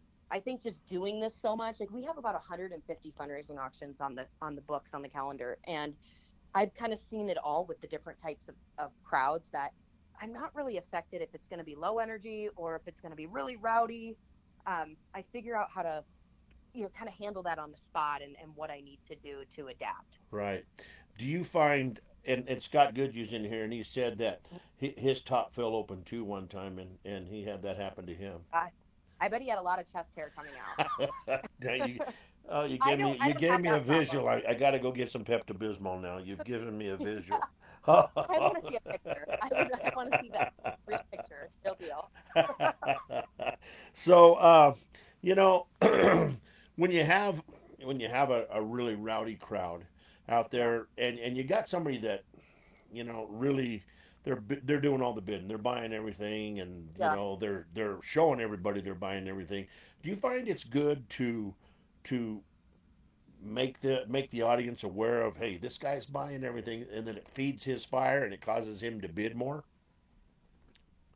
Yeah, I think again, it kind of depends on the crowd because one thing, yes, it could work in my favor. I have to read the audience and do people like this guy? Is he a guy that is humbly doing this and then Right. don't get back? And do they like him? And if I say because I've had this happen last week at Denver Children's, there was this man. I'm not kidding. He was amazing. I loved him. I ran into him after the event and just told him how great he was. He kept raising his paddle at every level. I think he raised it at 10,000, then again at 5,000, then again at 2,500. And I'm like, this guy has given 72 times already. Like, oh my goodness, folks, redundancy's okay, blah, blah, blah, blah, blah. That was great. It worked in that scenario. But I've also had it where he had this event in Arizona and this guy was just severely drunk and was kind of making a fool of himself and being rude about it, disrespectful in a way. And I think continuing to praise him or call attention to that could have maybe alienated the crowd. So I just play it by ear to figure out, Right. okay, what's the general consensus? Are they smiling? Are they laughing? Are they loving this guy? Is he being humble about it, not being, crazy over the top? Or is this, ooh, not the best scenario to call attention to? Sure. I did an auction for your Uncle Paul in Vale. It was for a bunch of doctors, and went up there, and Kevin Murray and I went up, and we did the auction, and we were having fun, and we were, take a bid, and then we go, are you going to let him do that to you? And blah, blah, blah, banner and back and forth and all that, and finish the auction. Everybody's happy, and this doctor comes up to me and he goes, you owe me some money. And I said, what do you mean I owe you money? He goes, well, you embarrassed me out here. I had to bid because you put me on the spot. You owe me some money. And I said, well, we were just having fun. I didn't mean it any way, in any shape or form that way, I sure wasn't doing that on purpose. It was just, you know, No. fun and games. And Right. he was really serious, and he really started getting on me. Well, this is probably why I don't do a lot of benefits, because I let Jeff Richards come out and I told him exactly what I thought of him. Oh my And gosh. the guy's wife was the ladies who was putting on the benefit. And needless to say, I didn't come back the next year. But Really? I wasn't going to be talked to that way. Do you think? Right. I mean, I probably could have handled it better, but It's so hard. it is. It is. It's and that's the thing. One thing, okay, I'm so lucky to have Paul in this sense because I run a lot of questions and by him and just ask for his advice. Actually, I had something similar happen to me. I did an event and my main goal is number one to maximize and increase your fundraising results. I want to Sure. raise more money. Like that's paramount. Number two, did your guests have a good time? Were they happy? Did they have fun? Because that's going to equate. Do they want to come back next year? And are they going to invite their friends who are going to spend money? Well, the whole time I worked with this group, it was just like they were running me dry. Like constantly wanted to get on the phone, wanting additional meetings than what were provided, calling me all the time. Um, and at the event, the the head person in charge completely changed up the order of the event, which is like a nightmare for me. Who's Sure. I'm ready to go up on stage at this point, and now I'm being told, nope, sit down. We're doing all these other things. We're adding these performances and this and that. Well, we finally get to the auction, and a lot of times, so I can raise more money, I may put the mic behind my back and I ask the person, the donor in the room, like, can I sell it twice, or is this give me the thumbs up? I put the mic behind my back and I asked the donor, could we sell this twice? And he was like, yeah, sure. And so I'm like, great. I didn't, call him out in front of everybody. I put it behind my back. We sold the item twice. And then the next day my phone I'm like, I'm now in Minneapolis the next day for an auction. And my phone is blowing up with calls and texts. The guy's girlfriend said, "How dare you put my boyfriend on the spot to sell this twice? He's a starving artist. We want you to pay for this." And I'm like, Wow. "What?" Yes. And I'm like, if he's a starving artist, then one, why did he donate it in the first place? Sure, exactly. Two, I looked her up. She's a real estate agent and did like $50 million in real estate the year prior. And I'm like, but you want me to pay for this? Yeah. And I'm like, who gave her my number? This is all so. And I had never run into a situation like that. Yeah. And so I called Paul, asked for his advice. But I think in the end, what I've come to realize through all these different situations and scenarios is you can't make everybody happy. No, you And as can't. long as you do the best job possible and you know it in your heart, I mean, that's that. And if you leave it all on the table, I move on. Yeah. And, I try to be complimentary, or I'm sorry if that rubs somebody the wrong way. I heard a funny story once from Gary. He did an event in Boulder, and I guess was making some jokes about, I love coming to Boulder because you never know what kind of shoes people are going to wear. It's like everybody loves those Birkenstocks. And some guy came up to him at the end and goes, "I didn't like the comment you made about my Birkenstocks. That hurt my feelings." Oh my And so God. I Come on, know, it's Precious. like, Come on, come on, Precious. right? It's Oh just my God, that's just ridiculous. I mean, crazy. that's where I mean, I take my hat off to you guys that are doing all this for a living, because I mean, I sold cars for my dad all the time. And uh, one day he come to me and he says, "We weren't meant to be in the retail business. We can't deal with the public because we have the tendency to tell people what to go do." And I said, Dad, you're so right. I said, I really hate it. I really do. And it was kind of like my career in the DJ business. You're sitting Right, there playing songs and playing music, and then as the night goes longer, people get drunker and more fun, and they're going, "Can you play this song for me?" And you're like, "Well, 2 songs ago it just played. Why didn't hear it? Could you play it?" And you tell them, "No, I have a playlist already set, and I can't do it." And then they start raising hell. It's just right. I can't deal with You can't. that. I don't want to deal with it. I don't have to deal with it. I leave it up to you guys to deal with it. Thank you. I really appreciate you for Yeah, doing that. No, you because know what I'll tell you? I love it. It's such a rewarding job to feel like when you do have a really good night and things do work in your yeah, favor, which is rare. You're like, you feel like, wow, what did we do tonight? We raised all this money. It's going to go back and it's going to help, abused children, or it's going to go back and help cancer patients or animals that don't get a second chance. And right. that is the part that makes you feel really good Yes, inside. And then there's the moments like what we've talked about where you feel like you always have to be on. And one thing I told my fiance is, there are so many instances where things are not working in my favor, or when I'm so hopeful, I take these two bidders to the tippy top. I'm going to sell this item twice. I'm so excited. And now the backup bidder is nowhere to be found, or they're telling me, no, I don't want it anymore. I was just trying to get it out. And it's like, I could have made so much more for this nonprofit, but right. because and it's like, but you have to have a smile on your face. You have to be Guaranteed. happy. You have to, Yeah. that is so tough because I am a person that shows my emotions. I'm very expressive. Uh-huh. That's why I have to get my Botox. Yeah. And so it's it's very tough. You have to be complimentary and keep the show going no matter Right. what. Well, this question here, you've kind of answered it, but I'm going to ask it anyway. Mhm. Auctioneering takes confidence. Yeah. So, were you really, did you have the confidence, or is it something you had Hmm. to learn? Did something to develop? Yeah. I think it kind of goes both. There's two answers to this question. Number one, growing up, I'm the oldest of four, and so I had a lot of responsibility put on my shoulders. Sure. Especially my sister, the next sister, not Riley, who you interviewed, but I call her my redheaded sister because we all have different colored hair. She's the redhead.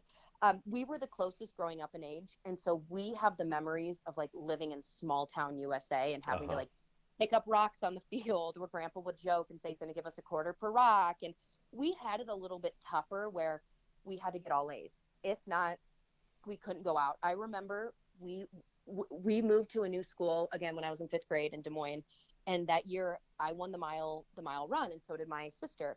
The next year we didn't win it, and my dad. And it's the mile run. It's like supposed to be fun, you know. No, it wasn't fun.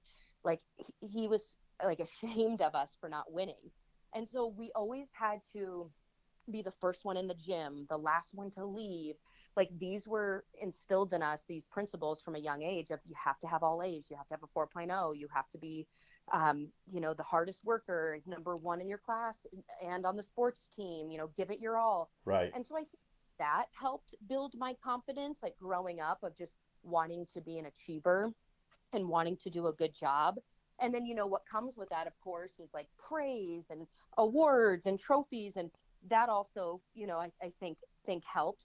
But as time has gone along, I think one of the things I've realized is I don't really care about the trophies or the rings or the belt buckles, or none of that's really important to me. Sure. When I won the IAC, what I wanted, what was important was one, being able to promote the industry, because I feel like we get such a bad rap sometimes on what it is we do, or like I want people to know we're not these sleazy salesmen that you think we are. Like we Right. do so much more. We don't just auction off foreclosed properties. Like we do so much more, and I really wanted to promote this industry and showcase all of the incredible facets of it and the different auctions and auctioneers that we have. And then now, as I've come along even further, because I've had some thoughts in my head of like, do I want to compete in another contest? Do I want to maybe compete in the World Automobile? And I've been talking, in my head of like, well, what's my reasoning behind it? Uh-huh. And I've come to grow stronger in my faith. And I'm like, is it honoring God? Does it mean anything, in His eyes? Why am I doing it? And so I've been, kind of contemplating with that, on, well, will I compete again? And right now it's TBD, to be determined. I don't know. Well, if like you said, if the timing's right and everything flows right and it's God's plan, then I think you'll succeed. It's definitely an amazing, I went to when we did the contests a lot.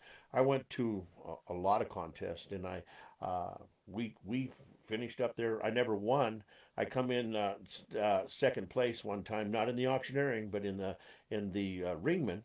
And Hmm. I mean, but just to be in the room with the Paul Bears and the Shane Ratliffs and just all those guys was just overwhelming to me. I couldn't believe that there was guys out there that could do things auctioneering that had that talent. I just never fathomed that there was that type of person out there until you really get into the room and see it, and you're just there, and it's just so humbling to be in front of the Clint Shermans, the Scott Right. Goodyou's, all them guys, and it's just like, wow, it's just amazing to be in that setting. I think, don't you agree? I totally agree. And one thing I'll never forget that my uncle said, and I really do appreciate this because I think growing up, there was such a high pressure put on myself and my sister. And it was like, you got to win, you got to win, you got to win. And one thing I love that Paul said is, even when I didn't win a contest, I never lost.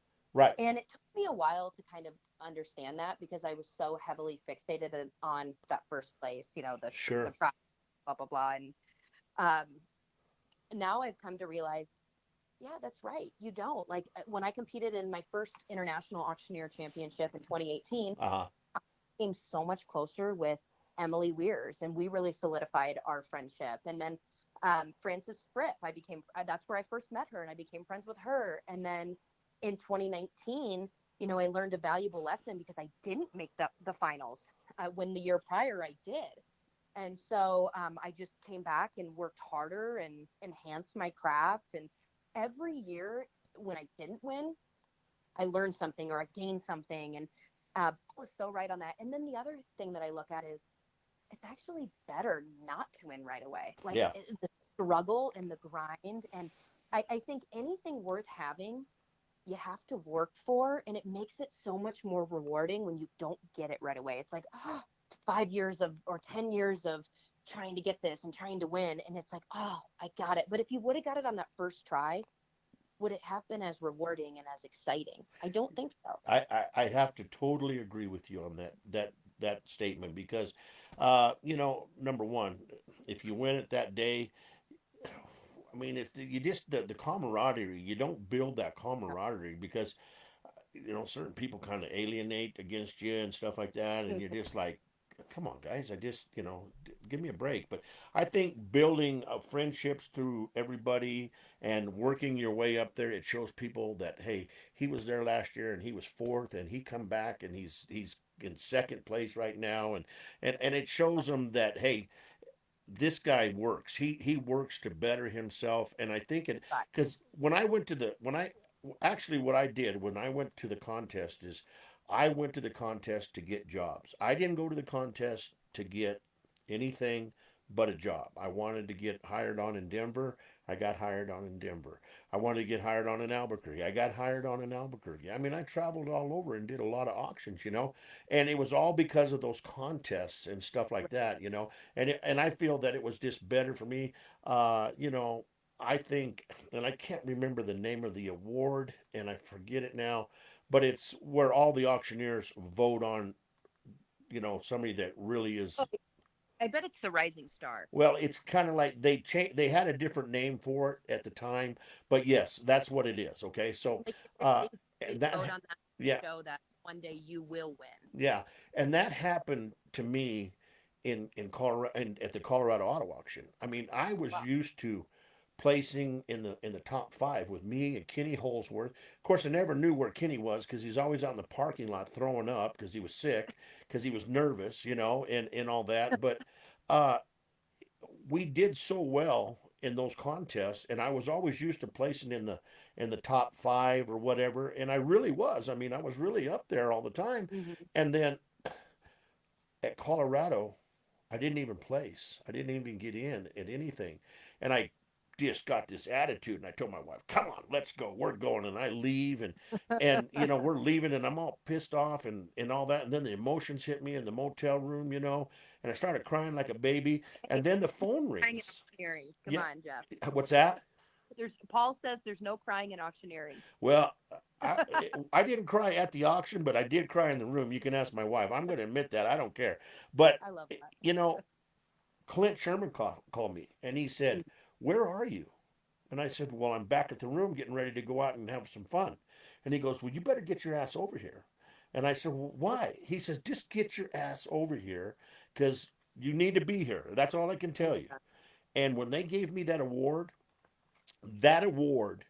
meant more to me than winning any of the other I mean, taking first in anything else, because that Right. award was given to me by my peers, and it was people that I had built relationships with, and learned to like Kevin McLaughlin's dad. Mr. McLaughlin was such an awesome dude. I mean, he come up to me the very first time I was there and he talked to me like we were best friends, and I could not believe that this man who had this big presence in the auction world was sitting there talking to me like we were long lost friends. And Kevin the same way. Kevin treats me great too. But it's just one of those things that it was all voted on by my peers, and that meant to when I left that day, I was walking 20 feet off the ground. I was just like, this is better than winning anything else. And I don't think I ever went back to another contest because in my mind, How do you top that? I won the gold. I won the gold. I really did. I totally agree with that, and I think that's how I feel when I see Trent Holsworth, Kenny's son. Like he was just voted this last time at the Mile High, the People's Choice Awards or the crowd's favorite, Right. and he keeps coming back. And I know one day he is going to win that Mile High, and he is going to win the Colorado Auctioneers Championship as well. Right. He's so talented, and and even more than that, I just think he's such a great person. Uh-huh. And I love that he keeps coming back. He keeps trying. He doesn't let anything get him down. And he just puts it all out there. And I know he is going to win it. Maybe this next year at our convention. I don't know. But I think the same thing of him. And I was just so happy when he got that People's Choice Awards. Like, hey, Trent, don't give up. Keep going. the people, the crowd, we are rooting for you. You're our Yeah, guy, you know? guaranteed. You know, Josh and I were standing in the line. We had a big sale, our anniversary sale today, and they had barbecue and all that. So afterwards, they told us to go get some barbecue. So we were in the food line, and Trent was up there selling. That boy's magic. That boy has. I mean, it's amazing. And I really I've known Trent since Trent was in diapers. I mean, I've known the Holsworth forever, you know, because when I got hired on, I told my wife I come back from, I lived in Amarillo at the time. She goes, "Did you have a good time?" And I said, "I had the best time in the world, but I met a man there by the name of Ken Holsworth." And I said, "I am going to try to model my life as an auctioneer after him." You know, oh, that's impossible because Kenny's just Kenny and you'll never match him. But, you know, he was just such a great guy, just such a Mm-hmm. great man, and I just think the world of the family. And I got lucky; I got to see all the kids grow up and stuff like that, you know. And I even watched him one night when Kenny and his wife went out to get away, just to get away. I said, "Just You go." were the babysitter. I was the babysitter, and Maddie was jumping on the bed, and we were playing three little monkeys jumping on the bed, and Trent was little; he was just a baby, and I was trying to keep him, hold him, and you know, I mean, it was just a great. He's a great kid, and I just love to watch him go. Him and Chad, all of them, you know, Yeah. Chris Miller, they're just all them young guns that were on my show. You know, Ethan McDowell, they all are just. I love to watch them. It's just it makes you feel good to watch that blood come in, and it's in the association, and that's the reason why I'm back in the association because of that young blood. You guys are Aw. going to turn it. You guys are going to make it happen, and it's going to turn it around. You know, and you got leaders like Scott and everybody in there that you know we don't know everything, but we've been around the horn, and it's good to listen to people that's been there, you know, and that are gung ho and have a passion about it. And I guarantee you what, there's some people in there that's really good people to follow, and I think you guys are going to do a great job. I really do. Appreciate that. And that was one thing I have actually said to Scott quite a few times. I'm like, Scott, we're so lucky to have you on our board because you're a leader that people listen to, they follow. And it's fun seeing it like when I'm sitting back and we're in an in-person meeting and when Scott gets riled up, like everybody just is silent. Like everybody's listening. They're all on Team Scott. Even if someone disagrees Right. what he's saying, they jump fence and go to Scott's side because he has such a presence and he is such an authority figure that, Yes. and he has the experience to back it up. So it's like, okay. And he's also been serving with the foundation for years. He knows how Sure. to run a big contest and with the mile high. And so I really value having him on the board. And he can tell you, I texted him the other day and I said, Scott, reshare my post about the convention. I go, people follow you, they listen to you, they, they do what you say. Like, I need your help. And he's like, I'm driving, but when I get to a stop or whatever, I'll reshare it. Thank you. And I go to him for advice because he knows what to do. He has great insight, and Right. I really respect him. He's well respected in the business. He really is, you know. So what does it make you feel like to know that people like big heads of in the auction associations from all over, uh, big time auctioneers, you know, Shane Ratliffs and stuff like that, know who you are and know your name? Well, oh my gosh, that is a loaded question there. Honestly, it doesn't make me feel any way. I've always been taught whether you're the doctor at the hospital or you're the janitor Uh to huh. treat everybody equal and everybody the same. Of course, it's nice to call those guys friends and to be able to connect or call them when I want. I think a lot of that has to do with Paul. I think Paul again has carved out such a great reputation and has done a lot for the Behr name, and so it means a lot to me. I really appreciate it. But on the flip side of that, it's nice to be able to feel welcomed and Sure. invited, and then also to be able to talk to those guys because one thing I see, and I Paul does a great job with this, but one thing I've noticed, whether it's the Colorado Auctioneers Convention or it's the National Auction Convention, it's scary when you don't grow up in an auction family or you don't know anybody and you're putting yourself out there and everybody has their little group or their table or their clique. And I always want to be somebody that's inclusive, that's inviting, because it's a hard industry to get into, especially if you don't have the name, or you don't have the family business or whatever it might be. And that's one thing I've seen my uncle do so well over the years. He has, like, I remember a few years ago at the convention when we were at the Renaissance in Stapleton, he invited a woman who just got into the industry, Buffy Elizabeth Fisher. He said, "Buffy, come sit at our table." And I've seen him over the years do that with people who are new to the convention or they're just getting started.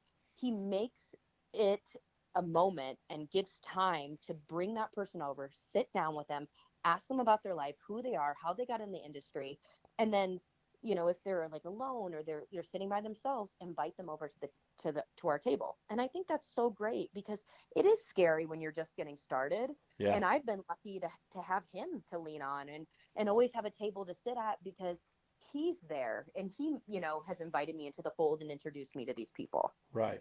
Well, the way that I meant it is it makes you feel respected, don't it? I mean, like these guys respect me for the job that I'm doing. I'm doing a good job, and they No, I respect me agree for with it. that. And I think it's very hard, as a female, especially in the car Yes. business. Well, it It's was a man's world forever.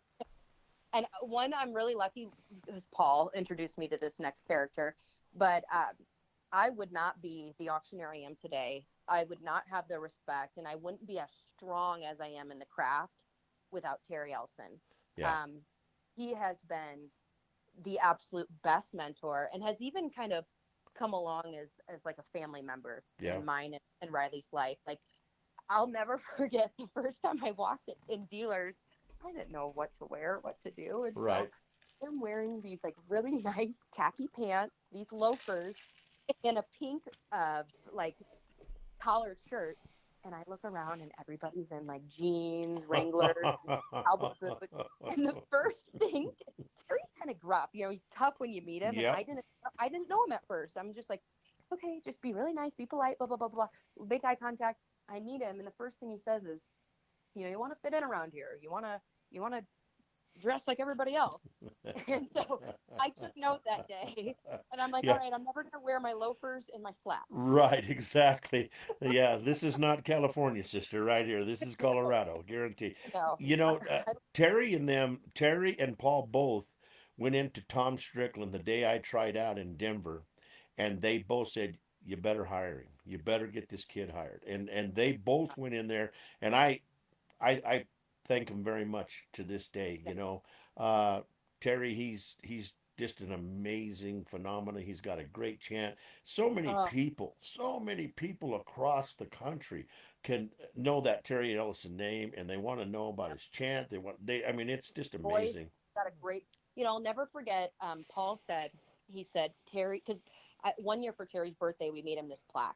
And Terry really has it all. I mean, you think about what do auctioneers need to be successful? Right. And I think there's a lot of elements. The communication skills, the salesmanship, the product knowledge, the deep sounding voice. Terry and the rhythm. Terry has everything. One of my favorite qualities. He's unpredictable. Yeah. You never know what he's going to say, what he's going to do, what the reserve is, what the starting amount. He's just so unpredictable and talented. And Paul said Terry was one of two auctioneers that he knew that never had to start working the floor at the auto auction. Uh They huh. went straight to the block because that is how talented Yes. he was. And I feel so blessed and so lucky because I think I had three of the best. I had Terry and Gary. So Terry Elson, Gary Corbett, and then my uncle Paul, Uh huh. to really learn the ins and outs of this industry, and different facets of it. And then also to learn about like I learned a lot about the business from Paul. Uh huh. Take your business, and you can go out and you can compete and try to win these contests, but if you're not taking care of your business at home, if you're not, if you're out traveling and trying to go and win these contests, you're spending money, you're not making any money. Yeah. And so I learned a lot from those three on the fundraising section, the automotive, automobile, car auction section, and then the business section of just how to run a business. And I'm so grateful because the other quality that I love about those three, and this is how I want to model myself as a mentor, I never felt like they had their thumb over me, or they were threatened, or Right. like if I was getting to, to a higher degree or getting better, it was never like I'm gonna put her down and put my thumb over her because I need everybody to know like I'm the top dog.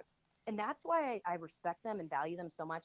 I already know they are the top dogs. They're always going to be the top dogs in my mind, but they were never threatened. They they led with open arms. Like to your point, they try to get auctioneers hired. They try to give auctioneers a chance. Terry was the first one that let me up on the block. Nobody else would let me up on the block. Nobody cared to have me in their lane. Right. Terry set that standard and that precedent, and he did the same with Riley. I know Scott's been really good to Riley as Yeah. well, and it's not easy, and I just really appreciate those three for always giving me a shot and a chance, and never feeling like, well, we will only give her a shot up until this point, and then we're done. Like they never had that mentality, and I Sure. just appreciate that so much. You know, I love your little sister. Like I call her my little sister. I mean, I will go to fight to the death for that little girl, man. I just Clever one, a pretty she is witty. such a firecracker, and she makes She me is. laugh, and I make her laugh, and I mean, it's just such a good relationship that we built, and I hope to build a relationship like that with you Yeah, someday. We yeah, don't know each other very well. I've heard your name a lot, and stuff, but we've never worked together. But I can see there's a lot of you and Riley, and hmm I really admire that. I really think that's an awesome quality right there for sure. she's wonderful. She's so witty. Yeah, I mean, you're right. She has that firecracker witty yeah, personality. yeah, I learn a lot from her. yeah. Well, that's true. Hey, let's take a break. Hello, Tara McLean. How are you? Let's take a break and play your song, and then we'll come back and we'll talk about the association. What do you think? I love it. I love the song. Oh, Let's do thank you. it. All right, we'll be right back. This song here is the one that I made for Haley, and it's called "When Haley Takes the Mic." We'll be right back.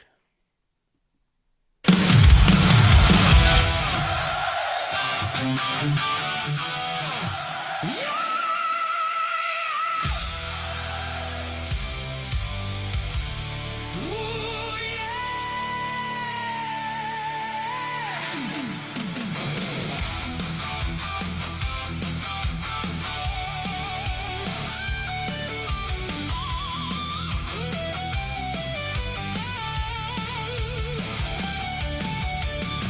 Friday night and the lights burn bright.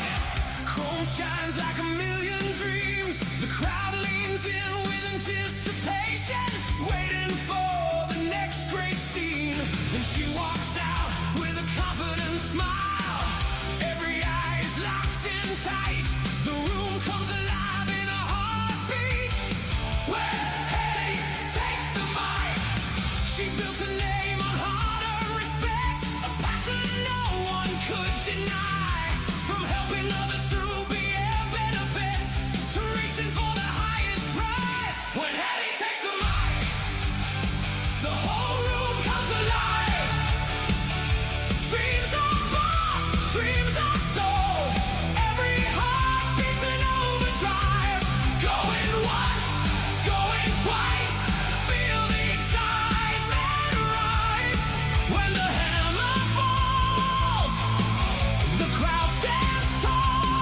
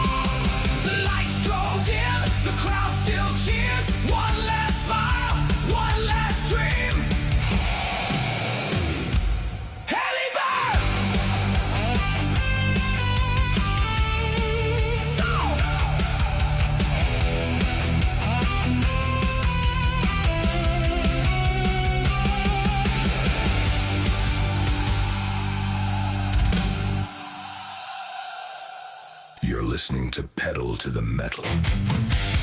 Motors and music, where the engines are loud and the music hits just as hard. Classic cars, hot rods, monster trucks, and the stories behind the builds, mixed with the music that fuels the ride. From the show field to the arena floor, we bring you the horsepower and the center to match. Stick around, we got more coming your way. But first, a word from our sponsors.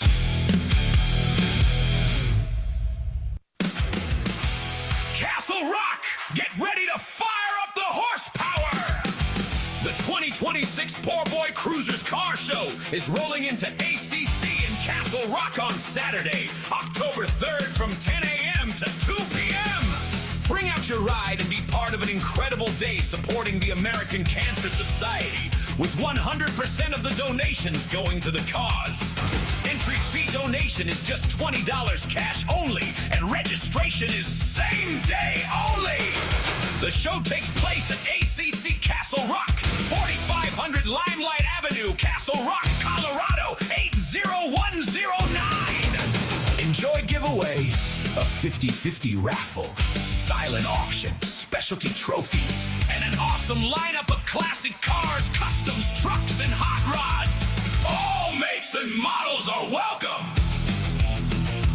Don't miss the 2026 Poor Boy Cruisers Car Show in Castle Rock, Saturday, October 3rd, where chrome shines bright and horsepower helps make a difference.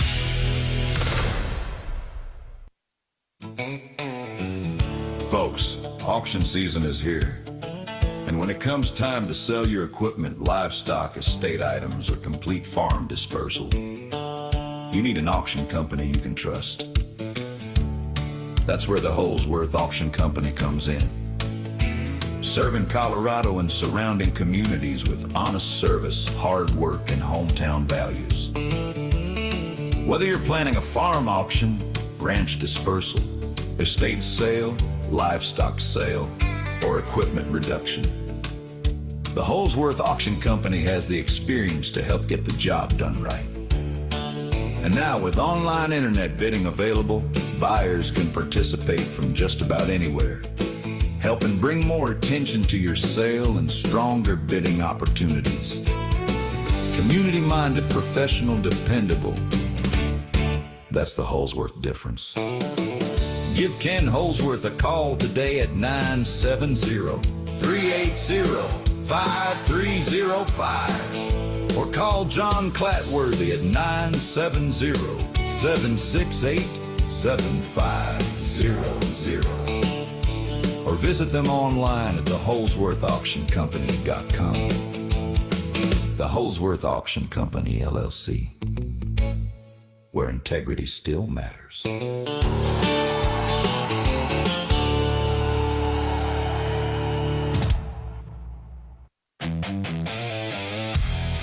And now, we return to pedal to the metal. Motors and music. With your host, Roller.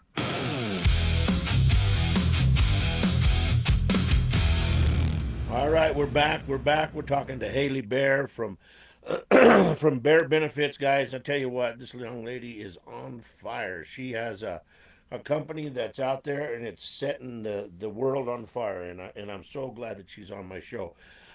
That song, I was when I first got back and contacted you about telling you about the song, and you come back with that genre of music, I was like, I really like this girl, man. I really like her because she loves the music that I loved growing up, man. And it's just such a fun time making that song for you. No, I really appreciate it. And I have to tell you, I loved even the commercial break that I just listened to. It reminds me of like old VH1 back in the day. No, it's like it's so crazy. It's a very similar voice, MTV, and people always kind of looked at me strange growing up, or they're intrigued, like, why do you like this music? What's going on? Like, you're not old enough. Um, but it was instilled in me in such a young age. Like I remember my dad having Danzig on or Yeah. Dokken, watching the old 80s videos. Like I'll never forget two of them that like still stick in my mind.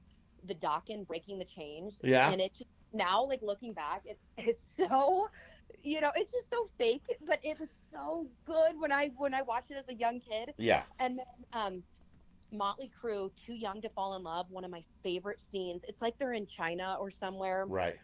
Tommy Lee, I think it's Tommy Lee. He's like fighting this like warrior, this like ninja or something, and he does a punch, but the punch is so far away. Like it doesn't even touch the guy's face, and he falls back. I mean, I used to grow up watching MTV, VH1 when they had the 80s on 8. And then my dad kind of instilled that music. It would always be playing. He was a football coach. We'd go to the weight room with him, and he'd always have that in the background. And then two things. He gave me a few things growing up that just meant the world to me. He gave me his old Quiet Riot poster Oh, and a Van cool. Halen one. And the Quiet Riot poster had like rips and tears in it, but I just loved it so much. It was from my dad. I loved the Winners Take All album that I had it hanging in my room. And then he gave me his buttons that you'd wear in the jean jacket. Yeah. And so I would like wear those to school. And, here I am. I'm in eighth grade. It's like 2008 at the time. And Uh-huh. kids are like, what's wrong with you? Why aren't you listening to Lady Gaga and this? And I'm like, I am sometimes, but I like my rock. There So you I go. love that the song you made is so great. It reminds me of like an Iron Maiden, like a Fear of the Dark. Right, exactly. It's Yeah. cool. I love it. You shocked me when you said I sent it to my dad and he thought it was real. I was like, and then I just started thinking, well, her dad got to be right around close to my age, and he grew up. That was his era of music, Yep. And Yep. I did an interview here a while back with a gentleman by the name of Steve Curcio, and he's in the monster truck business. He was in the promoting business, and he was the first manager for Motley Crue, and he took them when they were a no-name band, and he rented with his own money some big place out in California, a big, and they sold it out. And they asked him to become their manager, and he said, "No, I think I'm going to go into this monster truck deal, because and just think like he said, just think how much money I'd have." And he just he followed his passion, which was the motorsports deal, and he left Motley Crue just sitting in the dust, And I was like, God, Steve, what a. Come on, But man. and I called him the other day. We was flying back, and I said, Steve, I got to ask you two questions. And I says, if you can't do it, I totally understand. I said, number one, can you get John Forst for me to be on the show?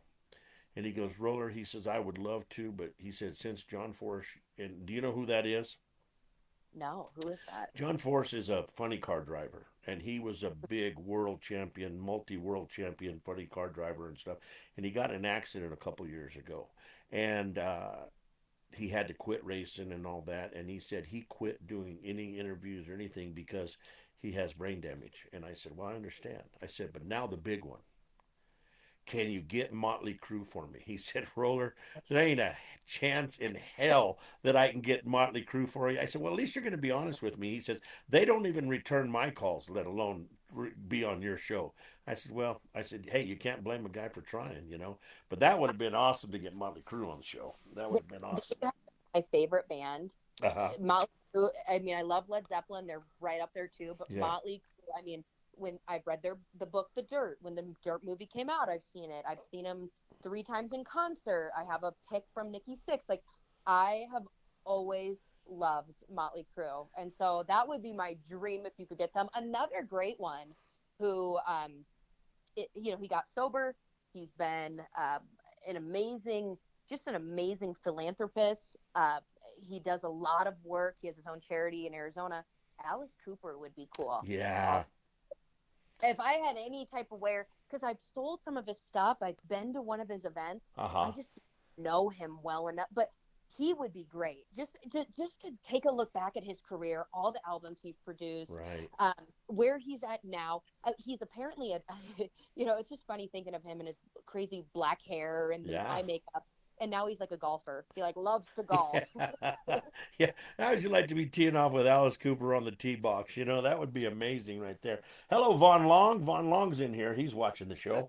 So, no, but you know, hey, you got to try. I mean, that's one thing in my life. I've got a lot of different contacts, and these contacts know a Yeah, lot of people. And if you don't ask, you don't receive, right? That's right. how I look at it. Anyway, so Yeah. Hey, I'll tell you real quick. My dad loved that song so much. He listens to it now when he works out. He goes, oh, "It's a pump up song." So just so you know, you've created a fan for life. well, that's awesome. Well, you know what? If he'd like, I can take and I can put Riley's song and I can put your song on a thumb drive for him, uh, or whatever. If he wants something like that, I'd be more than happy to do that for him. So you just let Yeah. me know, okay? Oh, thank you. That's so nice. Yes, ma'am. All right, now let's see here. You know, what made you decide to get into Mhm, competitions? What was your drive there? What mhm. was your main goal there? Yeah, I think growing up, I always, again, was a competitor. I competed in track and ran track and did basketball. Was in a like a special AAU league, and then played in high school and whatnot. And I was actually going to go and play at a small Division 3 college, Uh play huh. basketball. And honestly, I think because of the having the auction industry come into my life at 15, it kind of changed my course, and I found a new passion outside of basketball was always like my big passion. And then it became auctions. And then when you find out, oh my goodness, there's a whole other world in this where you can compete. I've always been a competitor. So it was just kind of like the natural course Uh to huh. let's do it. And I love to challenge and push myself and find something new and grow in that way. And I feel like the auction competition did that. It brought back that like that adrenaline. You talk about receiving that award in front of your peers. Right. To me, there's no bigger adrenaline than having to compete in front of your peers Boy, because that it's ain't like, no joke. yeah, I can go and do any type of event in front of all these people, hundreds or thousands, and nobody can really do what I do. So No. it's like whatever. But then when you do it in front of your peers, it's like 50 times scarier. And, because it's like all these people can do what I do. Are they judging me? What are they thinking? Am I doing a good job? Am I Sure. not? And it's a lot of pressure, but I almost like that. Like it's like the good butterflies, the excitement of, I want to bring home the gold. I want to do a good job. I want to sharpen my skills. And I think at first I started competing. Again, I was kind of like pushed, like, you should do this, you should try it. Your Uncle Paul is going to be receiving an award. And I'm like, okay. Right. And once I did that first competition, the IJAC, the Junior Auctioneering Championship, I was like hooked. I loved it. And then I competed in the Iowa. At that time, I was still living in Iowa. I competed in the Iowa Auctioneers Championship. Then I moved to Colorado. I competed 2 years in that. And then I started competing in the IAC, and I love the thrill of competition, getting up early and making sure you look your best and practicing. And I have a big notepad, multiple legal pads of questions and answers. And I worked with Dave Webb, who is an amazing man, an auctioneer out of Kansas, and just try to hone in on the interview and how I could best represent myself. And it's fun. Like, I love competing. And I think my last time competing in the IAC, I more so wanted to do it because I wanted to be that spokesperson for the industry. Sure. I love the auction craft. I love bid calling. I'm always going to be a bid calling auctioneer. Like, that's what I do. I love selling cards. I love selling fundraisers. I love the thrill and the speed and the rhythm of a great chant. But I also wanted to be a spokesperson. Like I said earlier, I wanted to showcase and share, hey, there's so much more that we do. Let me tell you about what auctioneers do. And I wanted to create a better a better name for this industry. I mean, how many times have you sat on an airplane or have you talked to somebody and they ask you what you do and you tell them you're an auctioneer and they're like, "Oh, you do that for a living? It's not a hobby?" Or, "Oh, you talk fast."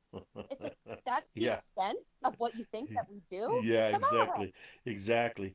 Do you have that aunt or uncle or cousin that every time you see them there and they're in your a group of people, they go, she's an auctioneer. Come on, do a little auctioneering for us. Do a little bit of auctioneering for them. Do you have that one in your family? Yes. I mean, it's just like going anywhere. I feel like they say Yes. that they want you to do it. And it's like, oh my gosh, come on, like, leave me alone. Yeah, But yeah, yes, exactly. And they think you can do it just I mean, especially when your mouth's not warmed up and all that, and you try to do like today when you at the end of my day, I mean, I was going good. I had a great chant, everything was working good. But to start off, your mouth's not working right and everything, and just to be put on the spot of the moment, and it's usually in the middle of a big dinner or something like that, and you're Right. chewing on a rib bone or I got something, lettuce in my teeth. It's like, come on, leave me alone. Yeah, come on, I do this for a living. Lisa, leave me alone right here. So, what was it like when you got uh, to be the first person to win both the international and junior auctioneering championship, and later the international championship? Yeah. Um, I think the first time with the iJack, that was such a surreal moment. Like I had never ever competed before in an auction competition. I didn't really know all that goes into it, how long the day was going to be.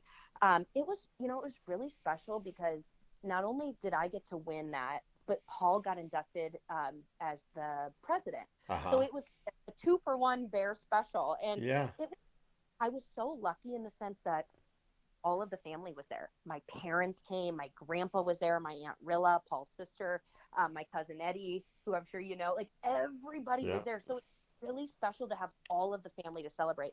And then the IAC, that was also special because all the times I competed prior, I didn't get to have like all of my family. I don't think I ever had my grandpa come back.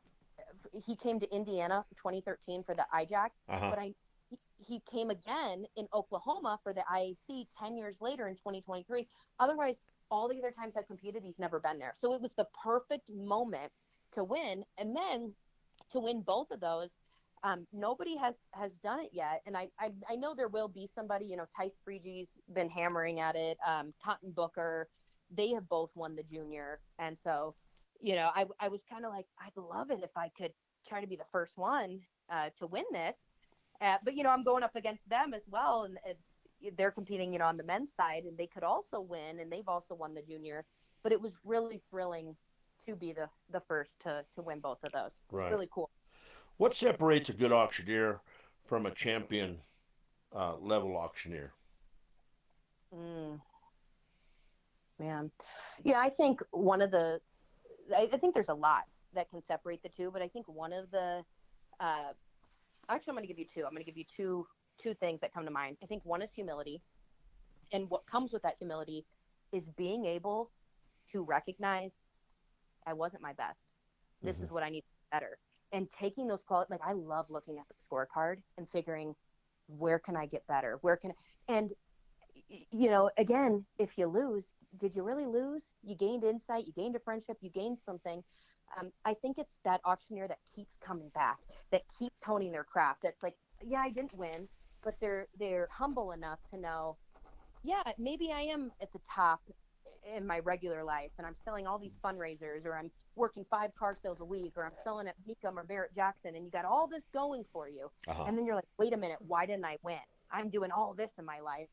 Hey, it's anybody's on any given day. It all comes down to what the judges think, and that's what it is. It doesn't mean you're any less at your craft. Right. Keep coming back, take the comments, look at the feedback, and figure out how you can get better. I think Cody Shelley hit the nail on the head in his acceptance speech this year when he won. Of he went in 2019, and I think he won the Texas Lone Star, or he won the Colorado Mile High. He won one of those, and then he also won the World Automobile that year. Uh So huh. he's thinking, I'm sure in his head, like, I'm on fire. I've won two big contests back to back. And he said in his acceptance speech, and I talked to his wife throughout the convention in San Antonio this year, just how Cody's done a lot of reflection and he's done a lot of growing, because when he didn't win the IAC right after winning these two competitions, he was kind of like, huh? You know? And so he did a lot of growth and a lot of working on himself. And I think that's what ultimately led to this win at the San Antonio, the NAA conference and show. Uh huh. And it's well deserved. I mean, watching the contest all day and kind of watching everybody lead up to it. I mean, he was just on fire in every element. And I love that. I love that he didn't give up after not winning, coming from two back-to-back championships in 2019 and then not winning for what, 7 years, six. I mean, he kept at it. And now Right. look, he has the trophy. Right. I'm old school, and I don't understand the interview process. Okay, the reason is because in my book it's an auctioneering contest. It's not a when we get up there and we auctioneer, we don't really interview. We just get up there. In my book, now maybe we do and maybe we don't. Sell me on why the interview process is so important to an auction contest. Hmm. Well, first and foremost, I have the utmost respect for, the live auction chant and the bid callers. That's how I make my living. I'm not, online. I'm not doing Right. anything. But I think it is absolutely vital to also have this portion because you're looking at somebody who's going to be representing you for the next year. I mean, they Sure. have the interview in the World Livestock Championship. We have one in the IAC, and most state championships have it as well. We have one for Colorado. I think it's so important because I want somebody that can be quick on their feet. That if you're going to be have a camera on your face, what are you saying about this industry? How are you showcasing and sharing the good of this industry? How are you promoting it to let people know, hey, it's so much more than just talking fast? Like that's to me that's why I wanted to win it, the IAC, and why I started competing in it because I wanted to share the good of this industry, the all that we do. And if you don't have somebody that can interview or can speak on their feet or promote the good or doesn't know how to speak, how is that going to benefit us? Are we going to continue to get the rap of like sleazy car salesman or foreclosed properties or we just talk fast for a living? Like, no, there's so much value in what an auctioneer brings to the table, Uh huh. and that needs to be represented and it needs to be showcased. How big of a portion of the contest, the percentage wise, do you think Hmm. uh, the the interview is? I mean, Hmm. should it be half? Should it be Hmm. 20%? Should it be what percentage do you think it should be as far as that? No, I don't think it should be half. And I think we've done a good job with the Colorado auctioneers. We met uh, as a board a few months ago or last month, and I think Scott Goodhue brought up a great point of lowering that. Yeah, doesn't need to be 40%. You're right. It is an auctioneer contest. Right. I do think the interview is important. I do think we need somebody to represent us that's a great, speaker and that can answer questions. But I don't think it needs to be as high as it was. Right. Uh, we're showcasing the live auction method of marketing. How are you selling your items? I mean, I also think that's why there's a reason why there's a prelims and a finals of bid calling. There's Sure. one round. You have to be good enough to get to the finals, and to do the interview process. So your chant has to be strong enough, to get you there. So to me, that it says that it's obviously important. So Sure. why then is the interview kind of overruling it in the finals? Right. Um, so I definitely think it should be, I don't know, 20, 30%, somewhere in there. And I think the bid calling should be the main focus. What did you guys set a number at as far as percentage wise in the for this year's, in the Mhm. contest? I think it was 25%. Is Scott still online? Can he type in? I don't know if he is. He probably Okay. is. If he hasn't, Okay. he's I old. think He's probably sleeping. 20. Yeah, that's true. It's past age 1. It's past his bedtime. I would say he already had his bath. Yeah, He's and good to had his go for Oreos Sunday. and his warm milk, and he's probably just snuggled up and He sawing sounds logs like right a now. lot. I'm gonna pay for that. I'm gonna pay for that so much. I guarantee you right now. um, I think we lowered it from 40% to 20 to 25%, I think which I think that's is fair. fair. I think it's Yeah. fair. Yeah, I do. The 40% was just crazy. I thought. I mean, Yeah. you're almost half of what I just couldn't as a because that's all I am. I mean, I when if you heard my chant, my chant is there's not a lot of filler words. It's just Hmm. numbers, and I just sell cars. That's all I do. That's what I was hired to do, and I just don't I just couldn't understand the interview process of it. You brought it a lot Right. clearer to me right now, and I thank you for that. I Yeah. don't know if I 100% agree, but you know what? Mhm. Hey. it's Mhm. it's the way of the future, I think, and it's very important. Yeah. You're right, because you got to have a good spokesman. You know, you need to have somebody out there that. Wait, Scott just wrote in something. It's twenty Oh no. five percent, and Jeff, you can talk to me about age. Well, we thought you was sleeping, man. We thought you was I'm glad you had your woke up. teddy bear and you were Probably sleeping. napping on the couch. Yeah, We woke up. yeah. Well, he's in We Houston woke him tonight. up. He's in Yeah. Houston tonight. That's where he's at. So, but Oh, let's talk about let's talk about Behr benefits. You mhm. That's your bread and butter. Let's Yeah. tell me from the start to right now. I mean, what made you start Behr benefits? Hmm. Great question. So when I moved here, I just knew after going to auction school, and Paul can tell you this. I don't know if you've thought about interviewing him or whatnot. But I wrote him at 15 years old, right out of auction school, like a 3-page note, basically telling him thank you so much for this opportunity because he owned the Worldwide College of Auctioneering. He Sure. was got us into it. I said, thank you so much. Now I know for certain I want to be an auctioneer. So after graduating from Worldwide, and I'm very type A. I'm very anal about things. I'd always ask my parents growing up, like, what am I gonna do? What's like I need to always have a plan.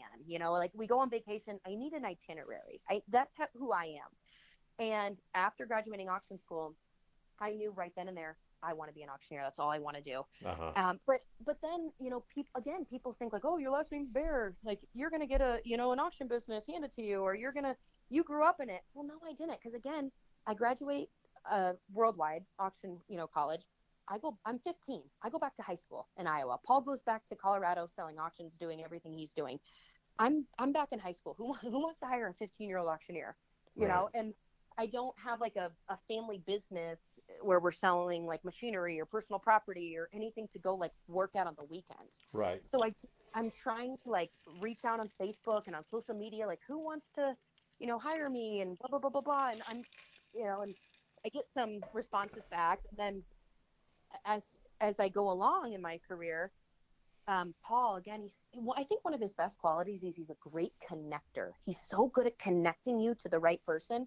He puts me in touch with a fundraising auctioneer um, out of Arizona, and I see how she operates, and I'm like, ooh, I had no idea really at the time. Like, at auction school, we learn about benefit auctions, but I didn't know exactly until experiencing it. And I think that's the best way to learn in this industry is finding a mentor, working under somebody, and seeing it firsthand.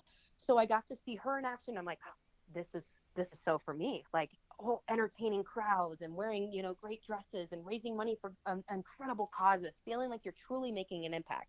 Then he puts me in touch with an auctioneer in Minnesota. I learn a lot from her, Christine Flattabo. She's amazing, just so gracious in her approach. And then I learned from Gary, and Gary's so humorous. And I knew this is what I want to do. This is what I want to be. But again, who's going to hire me? I'm this teenager. So then I go off to college. I get a degree in hospitality management, which is kind of great because it goes hand in hand with Yes, it fun does.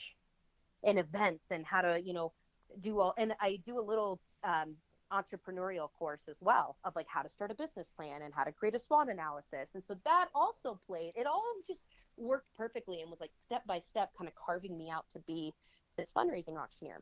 Uh huh. And in college, I'm a broke college kid. I have no money. I'm managing a bar. I'm bartending. I'm working at a clothing store. I'm nannying and babysitting. I'm doing all I can to, kind of put money away. And at the time, I'm trying to create a fundraising company.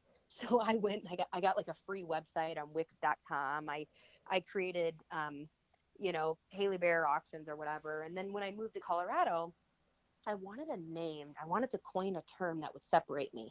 And so that's when I came up with Fundineer. I'm steering the ship of your organization's fundraising. Mm-hmm. And it's Paul, at first said, I don't really think much of that name. I kind of thought, well, that's weird. Like, who's going to go for that? And he goes, but good job, girl. He always calls me girl. Good job, girl. People like that. And it's really stuck. Joanne Davidson with the Denver Post, she's been posting that Fundineer name, and people like it. I was wrong. And then when I started that, again, it just kept growing. I did like 20, then I did 30, then I did 44. And then it was 2021. We're kind of getting out of COVID. I had 65 fundraisers on the books. Wow. Yeah, and you know, it was all word of mouth. It just kept spreading word of mouth. Um, and that's when I reached out to Riley. And Riley and I are 5 years apart in age. We have a sister in the middle. And Riley was just kind of trying to like, where does she fit in? What's her deal? She was still back in Iowa.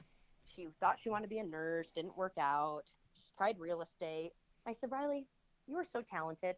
Come here. Come help me. She had went to auction school in 2019, so she already had that. Mm-hmm. uh, she moved to Colorado on a whim, and she came and helped me. And I worked with this PR company to create this new company, not just Haley Behr Fundineer, but now we have a team. And that's when Behr Benefits was born in October of 2021. And that is also when I resigned from my 9 to 5 mobile bidding software sales job and Uh-huh. went full time into auctioneering. Wow. Well, that's Yeah, pretty cool. That's just, and to see it grow now, and every time you see the name up there and lights and stuff, I mean, it makes you proud, doesn't it? it does. And you know, from now on, when they ask me like, "Hey, what's your walkout song?" Like, I say Danger Zone, but Uh-huh. now I'm gonna give them the one that you put for me. I'm like, I love this one. Let's do it. It's it'll get the crowd going. It's a pump up. Yeah. Um, but no, it's really been a blessing, and it's really been great to do it with Riley, to do it with family. We had our cousin Justin helping for some time. Our other two siblings, Lexi and Griffin, they help out. Actually, this Friday I have one in Fort Collins, and both Griffin and Lexi are a part of my ring team. So they're Uh-huh. going to be helping us there. But it's really fun. It's really great to do it with family and just to have that camaraderie and that that the ability to be able to share with one another. Like Sure. Riley will call me and she'll be like, "Oh, tonight was a tough one. The crowd was a little tough, or the room, we had no air conditioning. It was so hot. I was Yeah. super sweaty up there." Or, "Oh, tonight was amazing. It was electric. We had such a great night." And it's great to share in that with your family. Right, exactly. There's another family that does a lot of benefits and stuff together. The Shermans out of Lubbock, Texas, and Yep. I just believe that it really, like you just said, a family-oriented business is a strong core, and everybody's there Yeah. for to help each other and to make it work. And I think it's just I think it's very, very important to be able to do that, and because it's hard to work with family. I mean, it It really. can be tough. Yeah, I'm with you. It can be really, they always say don't do it. It can be tough, but it can also have its really rewarding moments. And I'm with you. I love that family. Clint has some of the craziest, weirdest shirts I've ever seen a grown He man does. wear. Always But has. he's so funky, but he works it, and he is so proud of his kids. He And is. I think they are carrying on that legacy and making him proud. They're making him joyous. And I just love seeing, especially Blake and Gracie. They work so well together and they complement each other.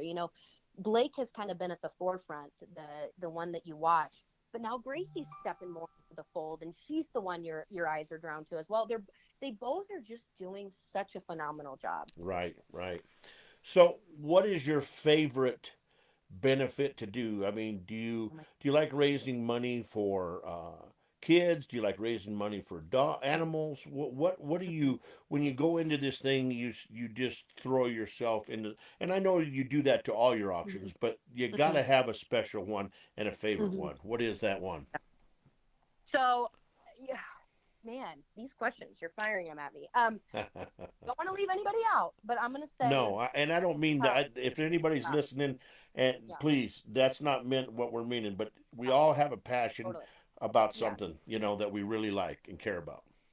totally. I'd say again, each and every group we work with, we do want to put our heart and soul in it. If I always say, if I don't care, how can your audience? Like, I'm not going to represent a group that I don't agree with, or that I'm not passionate about. I have to learn about the cause. I have to do a tour. I have to volunteer. I have to be passionate. But I'll say the three that stand out. Number one, Christian Christian causes, Christian schools, Christian ministry. I went to a Christian high school. Okay. I'm in a Bible study every week. That's incredibly important to me to be a light. Number two, military. I just, that people will say to me, "Oh, you talk fast," and like I could never do what you do. I think that about our military, about EMS. After Riley and I, we rode in an ambulance with the EMS in Gunnison County, And oh my gosh, the calls that are coming in, having to ride in a rickety ambulance on with that crazy terrain. There's no connectivity, no Wi-Fi, having to go to people's homes and pick them up. Hearing some of the stories with our military service members and watching these keynote speakers, I'm just like, I can't do what you guys do. Like, I Right. am blown away by your service, your sacrifice. Like, you don't even know me, and you're out there giving your life for people like me. Like, oh my goodness, Right. it makes me emotional. I'm just so moved by that. And so if there's a little way that I can help or something I can do, like being a fundraising auctioneer and raising money for, like this Thursday, we're with the Green Berets, the Special Forces, How uh, cool. Gold Star families. Like, I'll never forget, Jeff. I just want to share this quick. The first year we worked with Special Forces, we got to see this gentleman named Matt Haggart. And Matt is an amputee. He's missing his leg. And he got up there and he spoke and he said, it brought tears to my eyes. I'll never forget. He said, I was lying in the dirt. I think it was Afghanistan. And he goes, I had just like stepped on um, an IED and my leg blew off. And I'm lying there in the dirt. It's dark. I'm thinking I'm not going to make it. I'm not going to, see tomorrow, right? Or Right. I'm going to. And he goes, but all I could think of deep down is I am so proud to be an American. And it's stories like that I'm just like, I love this job because I get to hear these testimonies and these real life experiences. And it makes me think like, oh, I just love representing these causes. So Christian ministries, one, militaries, number two, it's in the top three for me of just getting to work with these incredible service members and veterans and wounded warriors. And then I'd say the third one that I think is really important that means a lot is anything with like the kids in the community, Uh-huh. abuse of kids, CASA, Denver Children's Foundation. Because what I think in my mind, it all starts from a young age. Like, I'm really lucky to grow up in a household where my parents, they've been married the entire life. There's a lot of love in the family. They've been married 32 years. They're just, not everybody gets that. I Yeah. always got to have the same Christmas, with my mom and my dad and my core family, my three siblings. There's four of us. Um, Anytime we can help those in the community that deals with kids, that means a lot to me because I think when our children thrive, our communities as a whole thrive. Right. And if we just kind of leave them out or aren't taking care of them, what does that look like for society as a whole? Right. Exactly. I think that's very good, and I'll tell you what, I would anytime that you have a benefit and you think that maybe creating some kind of a, I mean, I created a song, I don't know if you were Mhm. listening at the beginning of the show, for the USS New York, and that ship was made from steel from the Twin Towers. And Wow. so it's a very special thing to me. I love the military myself, and America and all that. But anytime that you think that maybe a song would pump people up or something like that, Yeah, run it by me. Let's talk. love, Let's see if we can't get something going because that would be, I'd be more than honored to be able to do something like that for them, And you just we got to sit down and work it out yeah. and get it taken care of, I mean, I'm all down for something like that. I love that idea. No, definitely. I'll bring that up to our contact on Thursday with Special Forces. Like, they're an amazing group, and they do fundraisers all over Uh huh. Texas, Colorado, Pennsylvania, Las Vegas. So I think that would be. I mean, just off the top of my head, that'd be a great one. But no, I love that idea. Yeah, I let me appreciate. know. Yeah, Dean Gunther's song's coming out awesome. I mean, it's coming out. I just love the way it's coming out because he's done such an amazing, bunch of stuff in his life that it's just really coming out the way I really liked it. So, I Yeah, think there's probably two more questions, and then I'm going to let you go because I've had you here for an hour and thirty we could five keep going. minutes. We could. Hey, I'm ready for him, but I want to say too, just quick on that Dean Gunter. I love Dean, and I think the Yeah. world of him. One thing I love most about him through all of his life experiences, everything he's done, Marine, owns a car dealership, he's an auctioneer, he does fundraisers, sold cars. I mean, he does it all. Dean is one of the most uplifting and positive members of the CAA and just a guy in the auction industry that I have come to know and love that is constantly uplifting me, Riley, others. Like he's just so positive, and so Yeah. I'm blessed with his friendship, and I think a lot of him. And I can't wait to listen to that podcast with you two. Yeah, and hey, these are always on. I always put the like yours will be up tomorrow Hmm. on YouTube, and I Hmm. will send you a copy, a link where you can play it and send it to people that you want to send it to that didn't get a chance to listen to it tonight. So you'll always have that. But yeah, you can always listen to that on YouTube or anything. But Dean was talking to. We were talking over his song yesterday, I think, or the day before, Hmm. and he asked me a question, and I would be more than honored to be able to do that. But he said he was going to run it by you. But I'm just going to go ahead and ask right now. Uh, can can I film the competition and maybe talk to the winner? Because I can do it all. You know, we're Hmm. so technology is so amazing Hmm. that I can do all this from my phone, and we can do it live. I can bring my audience live into to the contest and everything, and then we can sit down and we can talk to the winner and what it feels like. That is that something that you guys would be more than welcome to have me do, or do you need to get that okayed by everybody?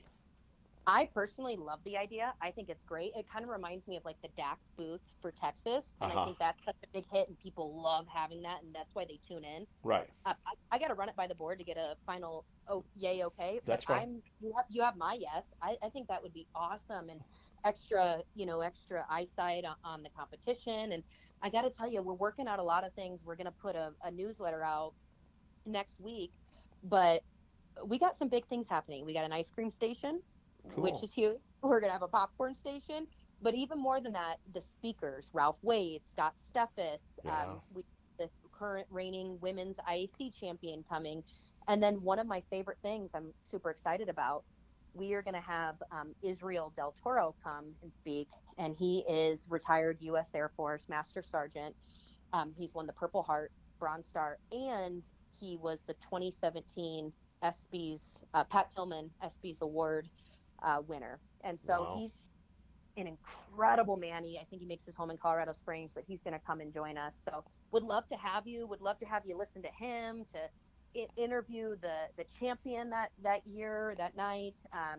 Whatever that looks like. Yeah, I'll talk to the board and let's Yeah, make it happen. talk to him and let him know. And you know how to get a hold of me. So does Dean. So, and then I do have a company. I don't know if you have this or not, as because you're talking about ice cream and stuff. But I have a company that advertises with me, and they have a little mobile Hmm. coffee cart. They do different kind of coffees and stuff, and they can bring this coffee cart into these venues like this. If you'd like to try to get a hold of them, I could get you a phone number because these girls are very professional, and you know everybody likes coffee. Hey, it's an auctioneer staple. I always say things that auctioneers like, Right. it's Cadillacs, Rolexes, and coffee. Yeah, exactly. Those are the things. Exactly. So I mean, I can hook you up with them. Yeah. They have a little coffee shop out off of Singing Hills Road. It's Hmm. just it looks like a little shed, but they do so much business. They have car shows and everything, but they have this little coffee cart, and they had a trailer before, but they decided this coffee cart's a better deal where they can go into place things like what you guys are doing at the association and do that. So if you're interested, I'm not trying to push business for them or anything, but I think it would be I a love it. great ad if you would like to have them there.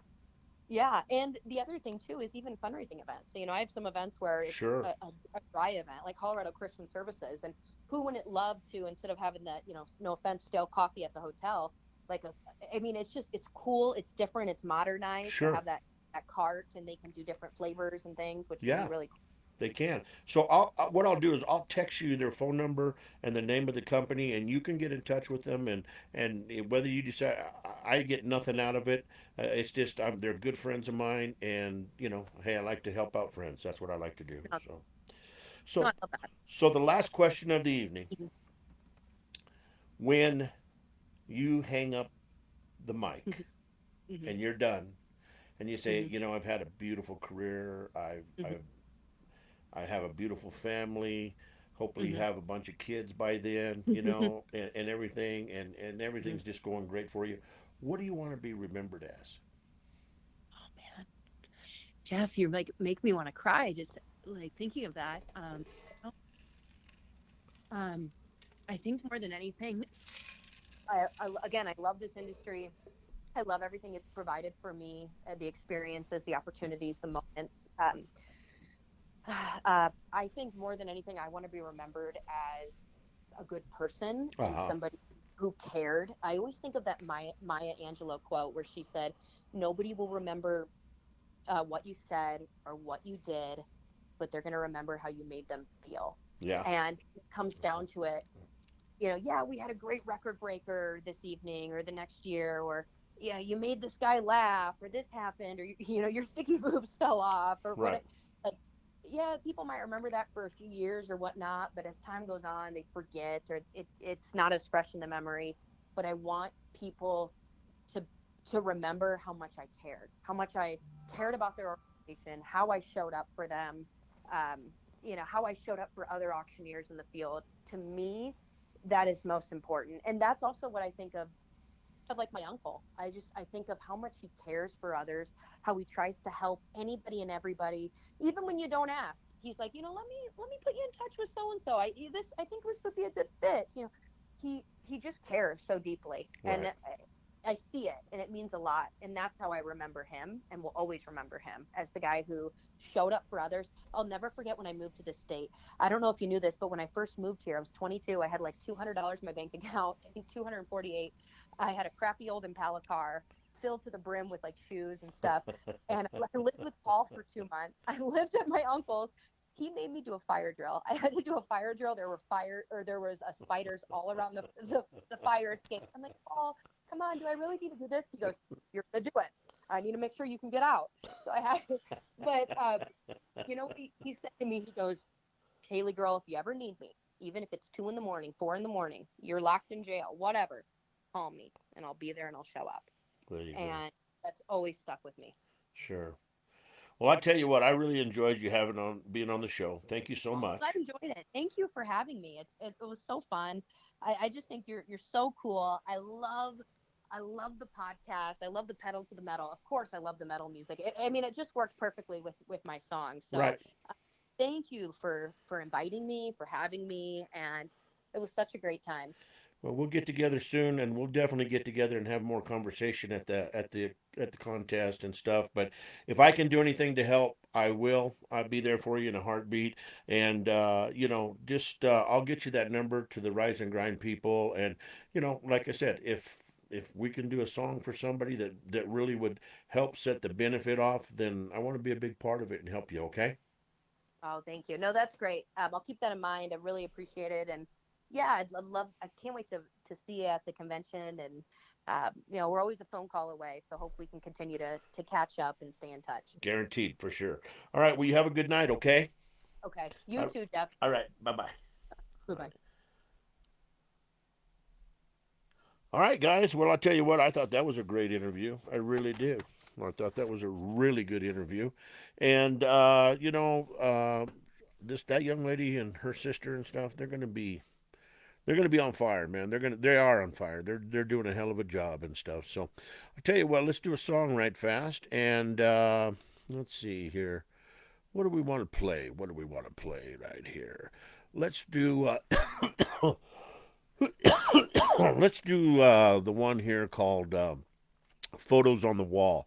And basically what this song is about is it's about an old bar that everybody goes to, and anybody that goes off to war or something, they take a picture of them and put it on the wall. And, some of them make it back, some of them don't. But this is called Photos on the Wall.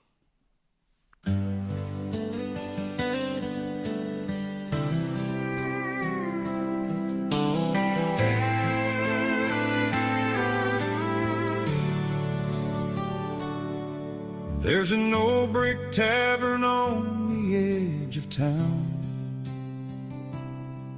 where the same old stories still get passed around.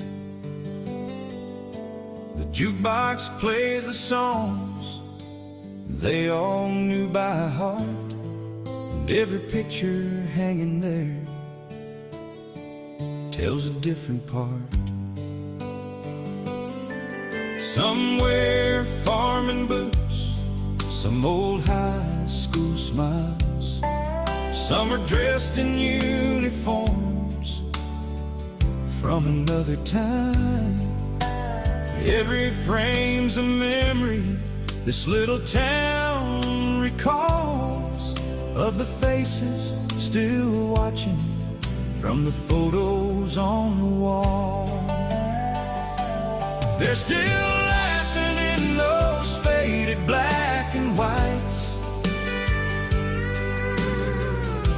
forever young beneath those neon lights. They kissed their moms goodbye and answered freedom's call. Now they're standing watch forever from the photos on the wall. Raise another glass and let the silence say it all. Heroes never really leave, they're the photos on the wall.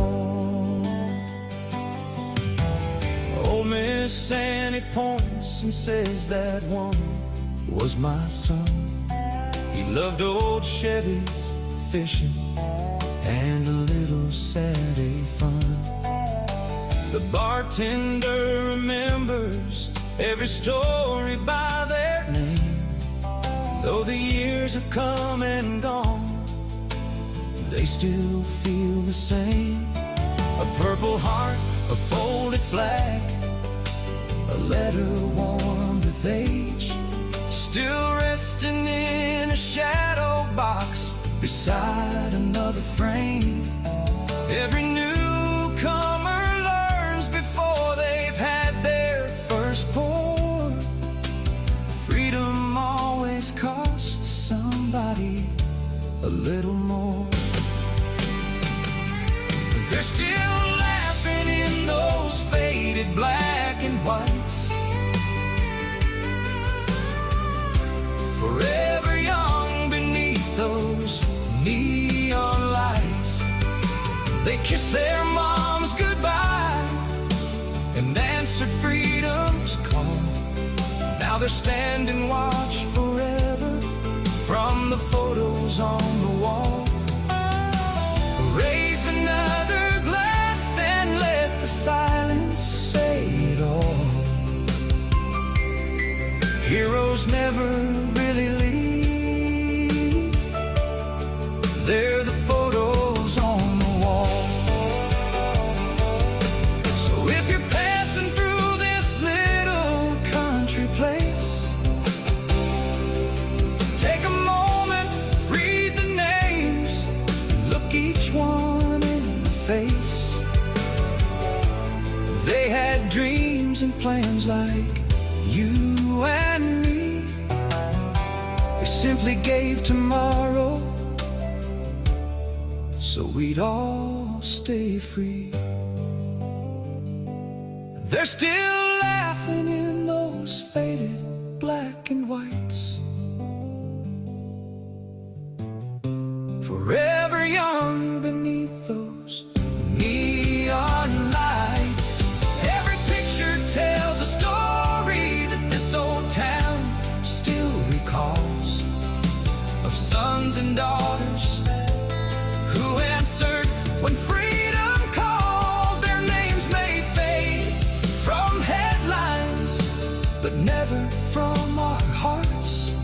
As long as this old tavern stands, they'll never be apart.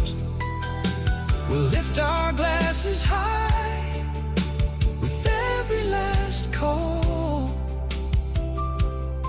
to the brave who still live on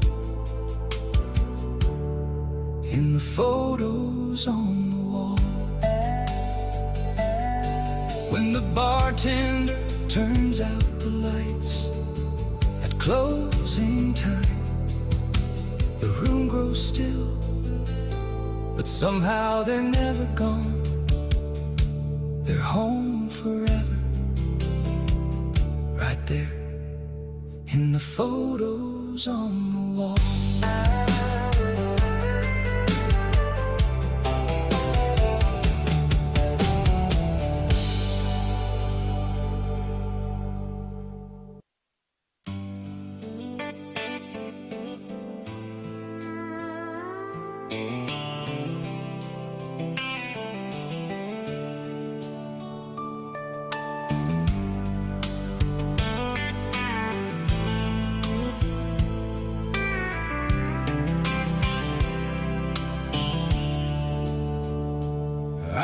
remember back when I was just a young man.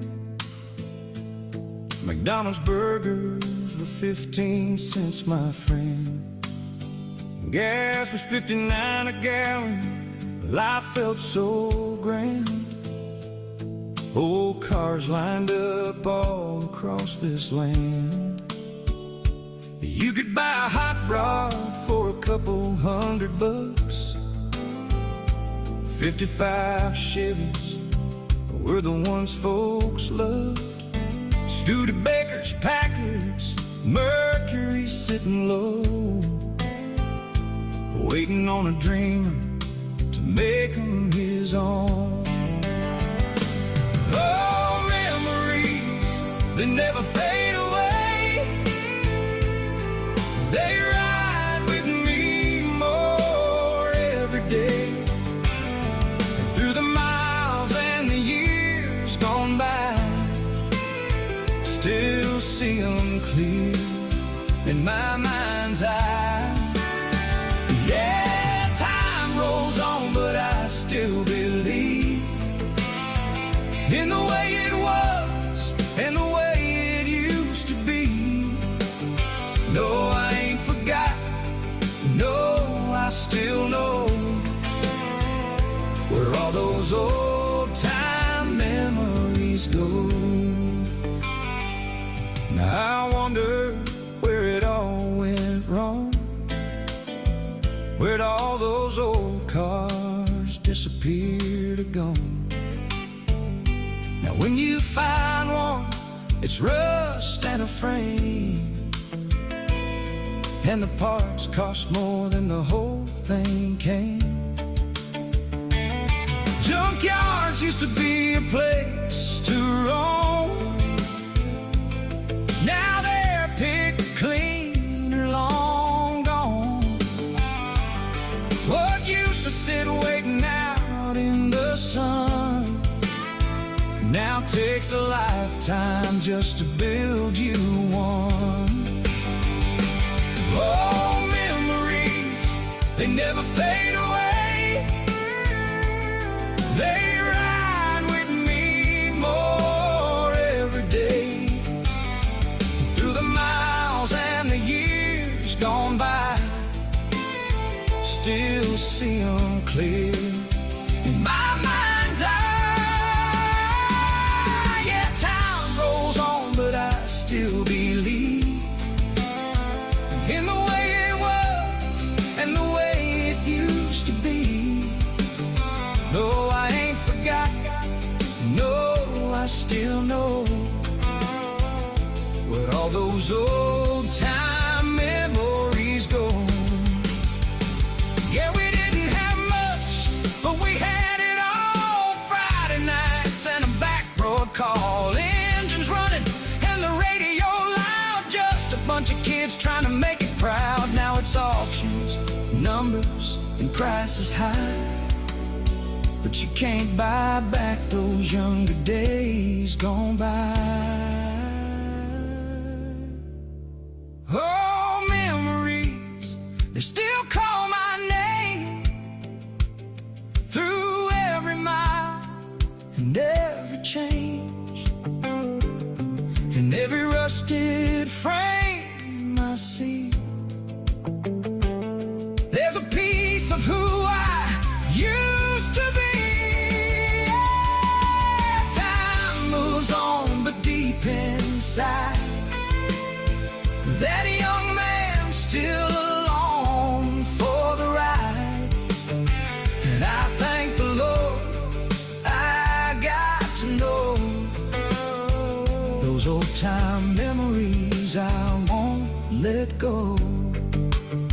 Yeah, I remember when life moved slow, and every car had a soul to show. Now they're gone, but I still believe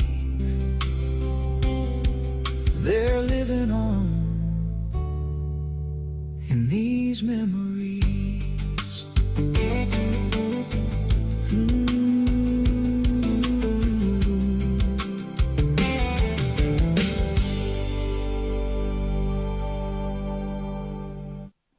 Okay, guys. Well, comes a time when we have to call it good night. And let's see here. Justin just sent me something. Hold on just a second here. Hold on. Okay. Well, hey, Justin. After the show on Saturday, I have something for you, so I'll swing by the store and see you. Okay. So I'll talk to you Saturday after the show's over with for sure. So love you, bro, for coming in here. Thank you, and congratulations on the new store. If you guys get a chance, man, and you want a good meal, go to the Black Eyed Pea here in Parker, Colorado, man. It's over on Crown Crest Boulevard, and it's right over just by the hospital, right in behind the hospital. In fact, my buddy Justin Grillet, he's the new manager over there. This man, he's got it going on. He'll make this store hot. I'll guarantee you that right now. But if you want good service, good food, a good atmosphere, you need to go over to the Black Eyed Pea and give them a shot, man, because they we had a car show over there last Saturday, and it worked out so awesome, man. It was just such a cool time. The food was good. We had some great breakfasts there and stuff. And the breakfast I like there the most, and I always tell Justin, if I ever get convicted and they give me the chair, my last meal is going to be a chicken fried steak, green chili poured all over the top of it, potatoes, bacon. I'm going to go out in style, man. And that's what I had the other day, and it's the go-to meal for a guy at a car show, man. It just gives you substance for the whole day. I guarantee you that right now. But I love you guys. I love you very much. Thank you for tuning in. Thank you for Haile Behr coming in tonight and talking to us, man. A very interesting story, very well spoken, and just a great young lady. So look forward to the interview on Sunday, guys. Mark this on your calendar. The Dean Gunther story. Colonel Dean Gunther is going to be on, and it's going to be an amazing one. It really is. It's going to be a lot of fun. Dean has done so much in his life, and he's like Haley said, he's got a big heart, man, and he really will help you out if he can, and he's just a great guy, and he gives back. That's what's cool about him. So we'll have him on. His interview will be 7 o'clock, and we'll start out with some more music and stuff like that. But we have the big car show in Parker this weekend at the Parker Car Fest. I tried to get somebody on to talk about it, but everybody was busy and couldn't do it. So anyway, it starts 9 o'clock, and it's going to be a big show. We shut down all of Main Street in Parker. We park hot rods and classic cars and stuff all over the place, and you guys get to come down. We'll be doing live videos there. It's just going to be a good time. So come down and see us. Come down and hang out and see some classic cars. All the restaurants are open. You can get some food down there. The stores, FICA Coffee's there. They got great coffee. You can get coffee there at FICA. And just come on down and hang. And, Johnny Soto's going to be there playing music. And it's going to be a good time. So come down and hang out with us on Saturday. We're going to be there all day long till about 1 o'clock. And I'll be the master of ceremonies there, and it's just going to be a fun time. So we'll definitely come and just show off the hot rods for sure. I think the weather is going to be good up until about 2 o'clock, and then it might start raining, but it does that every year, man. It's no big deal for us. We're that way. But this last song right here is kind of a song I made after my life when I was a kid. We had this big kitchen at our house, and we had this big L-shaped countertop. And in the middle of this L-shaped countertop, on the big long side, was a two double sinks. And when mom and dad would go out into the den to watch TV, I'd go and bring my Hot Wheels, and I would build little towns all over this countertop and fill up the sinks and float the little toy boats and stuff. In fact, still have a bunch of my out of my collection. I still have a bunch of my Hot Wheels and stuff right over there, and I can see some of the cars that I pushed. I must have pushed them cars a million miles around that kitchen sink, man. And just so many good memories of having fun as a young man in that house. But this one here is called Kitchen Sink Memories. We're going to end with this song, and you guys have a great night. I love you all, and be careful out there. Hug your loved ones, and we'll see you on Sunday, okay? If you're doing something travel-wise, be careful, buckle up, and watch out for the crazies. Talk to you later.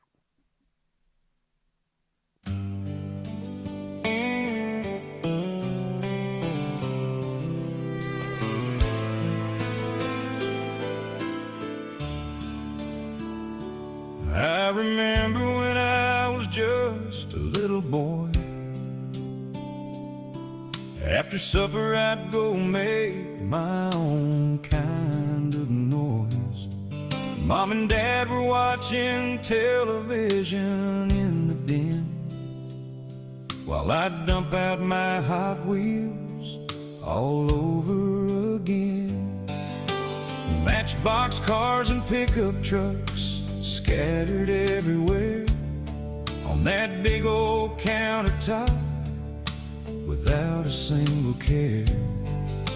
To grown-ups it was just a kitchen in our home, but to me it was a world waiting to be roamed. Those kitchen sink memories still live inside of me. A little boy in a big imagination running free. I drove millions of miles without leaving that room. From the edge of the countertop to the far side of the moon. Every toy car held a story, and every road had a name. Every day was different, but somehow all the same. Looking back now, there's some of my sweetest memories, growing up on those countertops and kitchen sinks. I'd build little towns from whatever I could find. Salt shakers were grain elevators in my mind. Napkin holders became factories in the night, and butter dishes turned into airports taking flight. The dual sinks were oceans stretching far and wide. I'd float little boats across the other side. Sometimes they were rivers, and sometimes they were seas. Depends on where my imagination wanted to be. Those kitchen sink memories still live inside of me. A little boy in a big imagination running free. I drove millions of miles without leaving that room. From the edge of the countertop to the far side of the moon. Every toy car held a story, and every road had a name. Every day was different, but somehow all the same. Looking back now, there's some of my sweetest memories, growing up on those countertops and kitchen sinks. One minute I was a trucker hauling cattle through the plains. The next I was a race car driver chasing fortune and fame. Sometimes I was a sheriff keeping everybody safe. Sometimes I was a farmer working long and hard all day. I could spend hours there and never once get bored, living out adventures only a little boy could afford. And when Mom called bedtime, I'd always try to squeeze in one more trip before saying goodbye. Funny how the smallest places seem so big back then, and the world gets smaller when you're grown again. I'd give anything just to spend one more day driving those those little cars the same old way. To hear Mom in the kitchen and Dad down the hall. Know that for a little while life wouldn't change at all. Those kitchen sink memories still live inside of me. A little boy and a big imagination running free. I drove millions of miles without leaving that room. From the edge of the countertop to the far side of the moon. Every toy car held a story, and every road had a name. Every dream felt possible in that childhood game. And though the years have passed and life moved on its way, part of that little boy still lives there today. Sometimes when I see an old matchbox car, it takes me right back to where those memories are. Back to a kitchen countertop where dreams ran free, and a little boy was exactly who he wanted to be.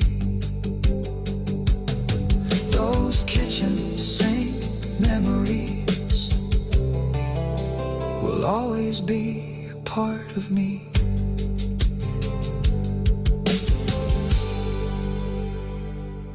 All right, guys, thank you very much. I told you I was going to leave right after that, but Carter, you have a safe trip. We're going to miss you. Make sure, if you can, to tune in. We'd love to have you tune in and listen to the show on Sunday, but please tell your dad hi for me, and just be careful out there. Have fun. We'll see you guys on Sunday. Tune in for Colonel Dean Gunther right there, and once again, I love you all, and just be safe. Follow and like me, please. Push that follow button, like me. Give me some hearts. Give me some love, man, so we can get these numbers up. I need a help, guys. So thank you very much. You guys have a great night, and I'll talk to you soon. All right, everyone, that's going to wrap it up for this episode of Pedal to the Metal. I want to send out a huge thank you to each and every one of you for tuning in and supporting the show. I also want to thank all of our amazing sponsors. You're the ones that help keep the wheels turning, and we truly appreciate you. Be sure to join us every Wednesday and Sunday. We kick things off with music at 6 p.m. each night, and the full show starts at 7 p.m. Mountain Standard Time. Until next time, keep the pedal down, heads high, and we'll see you at the next show.